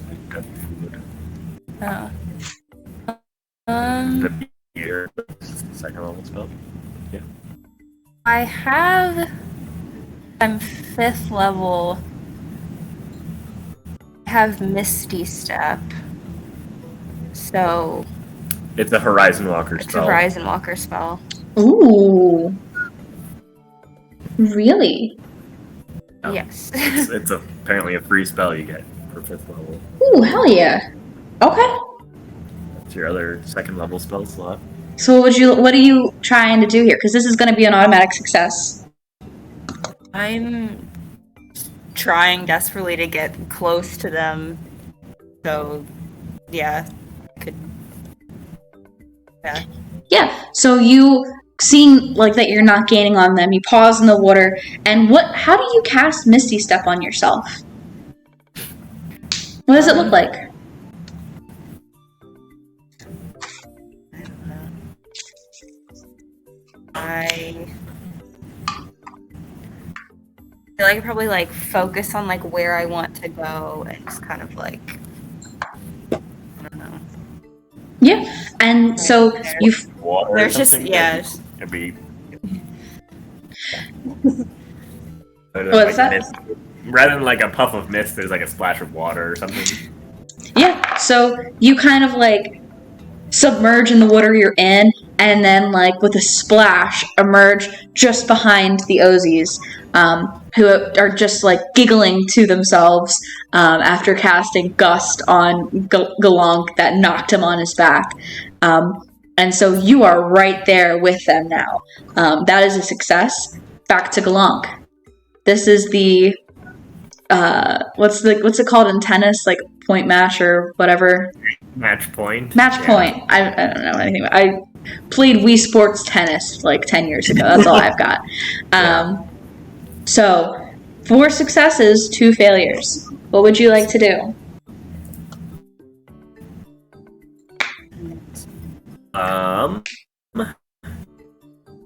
Well, I guess.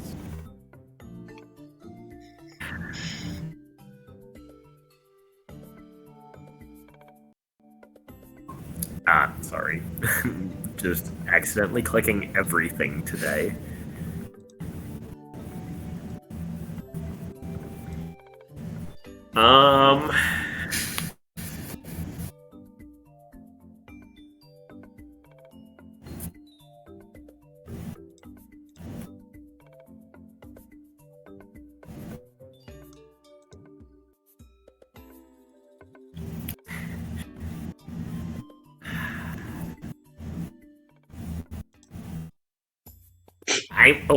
So I am down to. Both of these are very bad.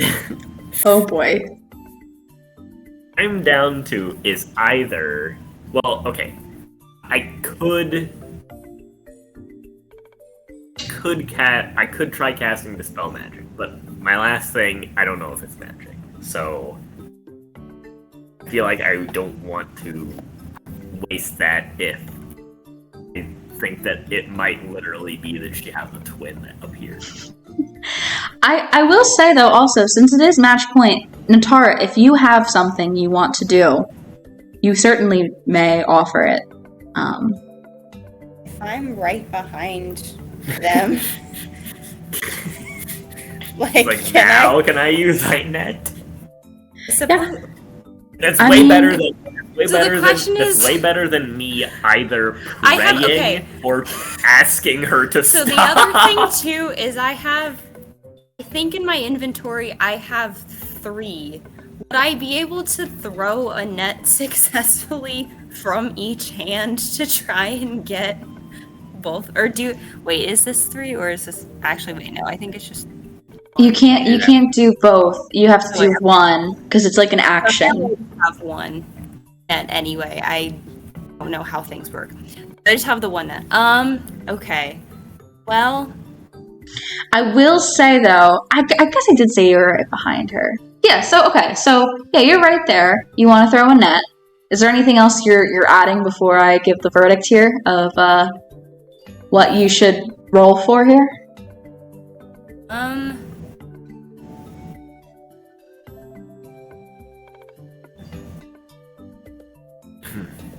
I don't know.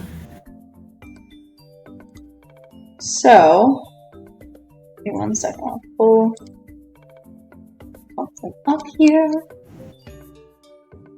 Reference. Okay, come. Sorry, my computer is extremely slow. this net fails. Throw something. So, I will say, instead of an attack, you're using a piece of equipment, so that's a +3. I will say, please give me a insight check to to throw the net on the right Ozzy. So it'll be insight roll +3.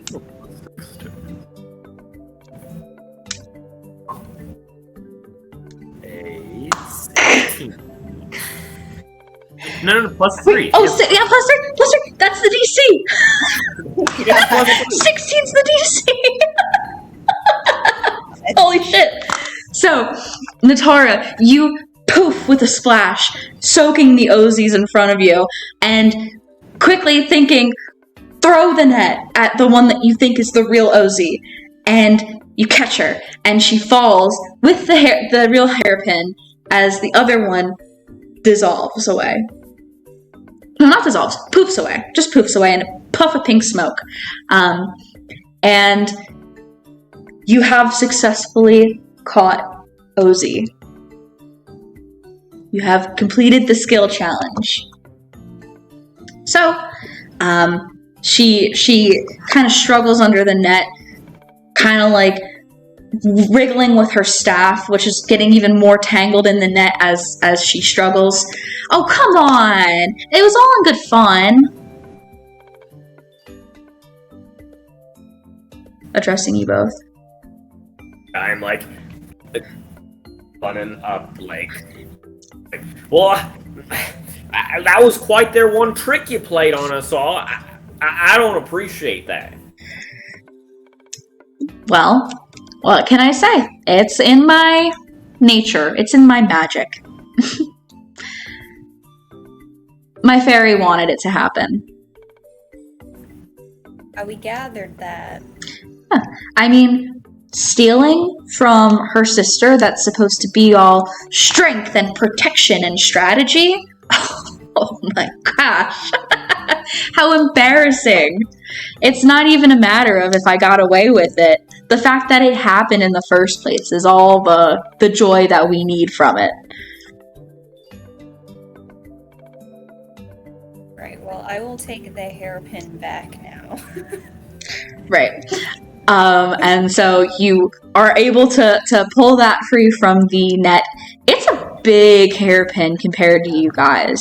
You know, it's probably like, I think, 2 feet in width and maybe like 3 or 4 in height. It's like a big thing that she was just kind of like tossing back and forth. It's light, but it's big.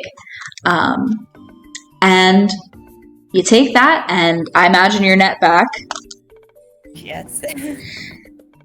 And so Ozzy just kind of stands up, brushes the sand off of her. Whatever. Sure, I'll see you both eventually. And then she kind of gives a little snap and disappears in a poof of pink smoke as she gets away. Let's swap the music back. The next music.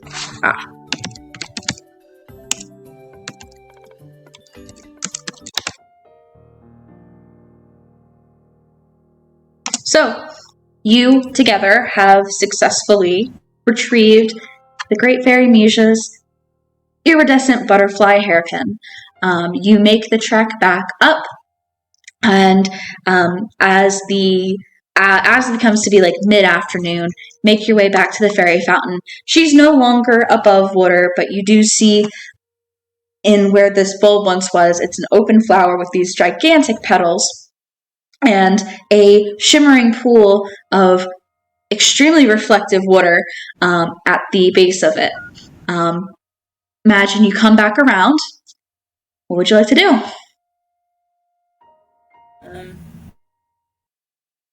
Like what? Mija, you have your hairpin. And as you call her name... Hold it out. Absolutely. As you call her name, the whole ground around you once again begins to tremble, and the water begins to kind of ripple as bursting through the surface, once again splashing you both, is the gigantic woman with the cascading purple waves in her hair. Oh my goodness. Thank you both so much for bringing it back. What on earth was it all about? I mean, it was Phasa, wasn't it? my sister. Oh my gosh, I will never live this down, but at least I get it back now. She takes it from your outstretched arms, gracefully pins her hair back with it, and is restored to her former look that she had going. Well, now then, in addition to this boon I have agreed to grant you, is there anything you both want or seek from me? I mean, you offered me a rupee, like a rupee donation, and retrieved my beloved hairpin. What can I do for you besides just this little boon?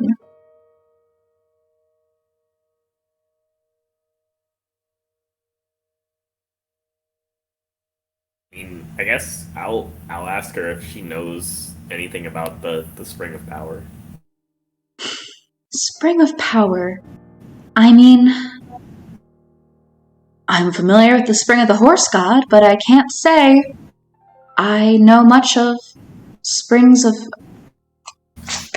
Power. Although, I do know that is one of 3. There is a collection of these springs that you seek. Not related to the horse god spring. Spring of Power. I mean, I don't know its exact location. I can't exactly come out and walk around on this plane. But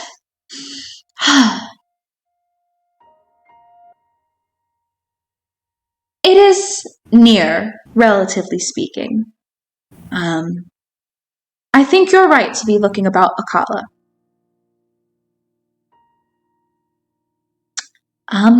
Is there anything else I can offer you both? I mean, not to toot my own horn, but I am one of the most intelligent of my sisters. I might ask if there's, like, no, my sister's not here, but I might ask if there's anything she'd be able to do, like, for her. Like, I mean, typically our magic is about, it manifests in this plane as, in this realm, as enchantments to items, in physical items. So unless I can see your sister, unless you bring her here, I can't produce anything for her necessarily, especially not knowing where she is. I'm so sorry. I wish I could help you both more. Well, here, first of all, she reaches her hand out to you, Natara, and touches the, you probably have, what do you wear, leather? I imagine? Leather armor?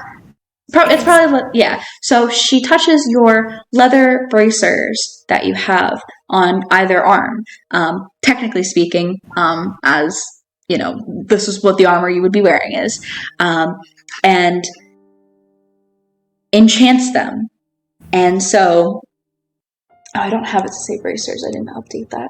But she gives you a boon. Come on. Okay, well, I will pull it up in a moment. But in addition, for your efforts here, I would like to give you both an additional blessing. And so she blows a kiss at both of you in your general direction, and now both of your characters have that spell slot inspiration that I granted the others back at Daya Village. So, Katie, you're not going into the campaign without the same thing that they all got, and Galunk, Ben, if your main PC dies, then your Goron has it too. So I put it. We'll talk about it after. Okay. I'm trying to pull this up so I can at least read to you and Can show I- you.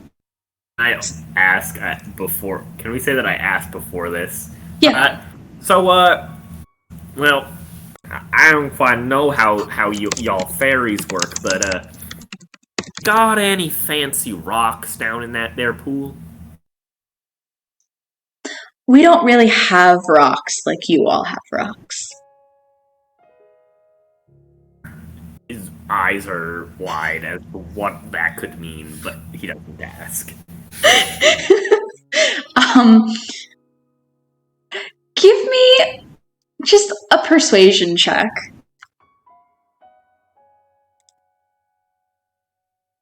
Persuasion. 11.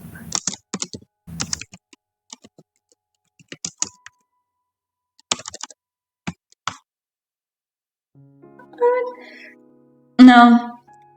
She considered going down and grabbing you a other realm rock, but Worth a try. wasn't convinced enough. Hold on one sec.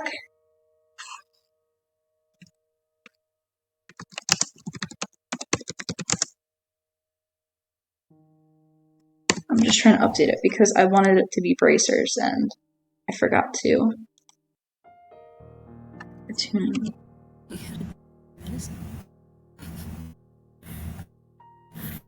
I'm gonna lose my mind. I could what? And then just this. Please. Okay. Cool. I do not have a photo for it yet, but oh my gosh, where did it go? Nice. God. Please. I just want to show you. Katie, I want to show you the thing that you've gotten. Okay. In Katie V's journal. Save. Okay, you should be able to see it. Under the tab that says items, it has currently has a little orange icon because that's just the default thing, but I will put a picture in there for you. As they are no longer just leather, they are fairy themed, but I gotta find a picture for it. So, if you would like, you can read aloud what it says that you are able to do with them.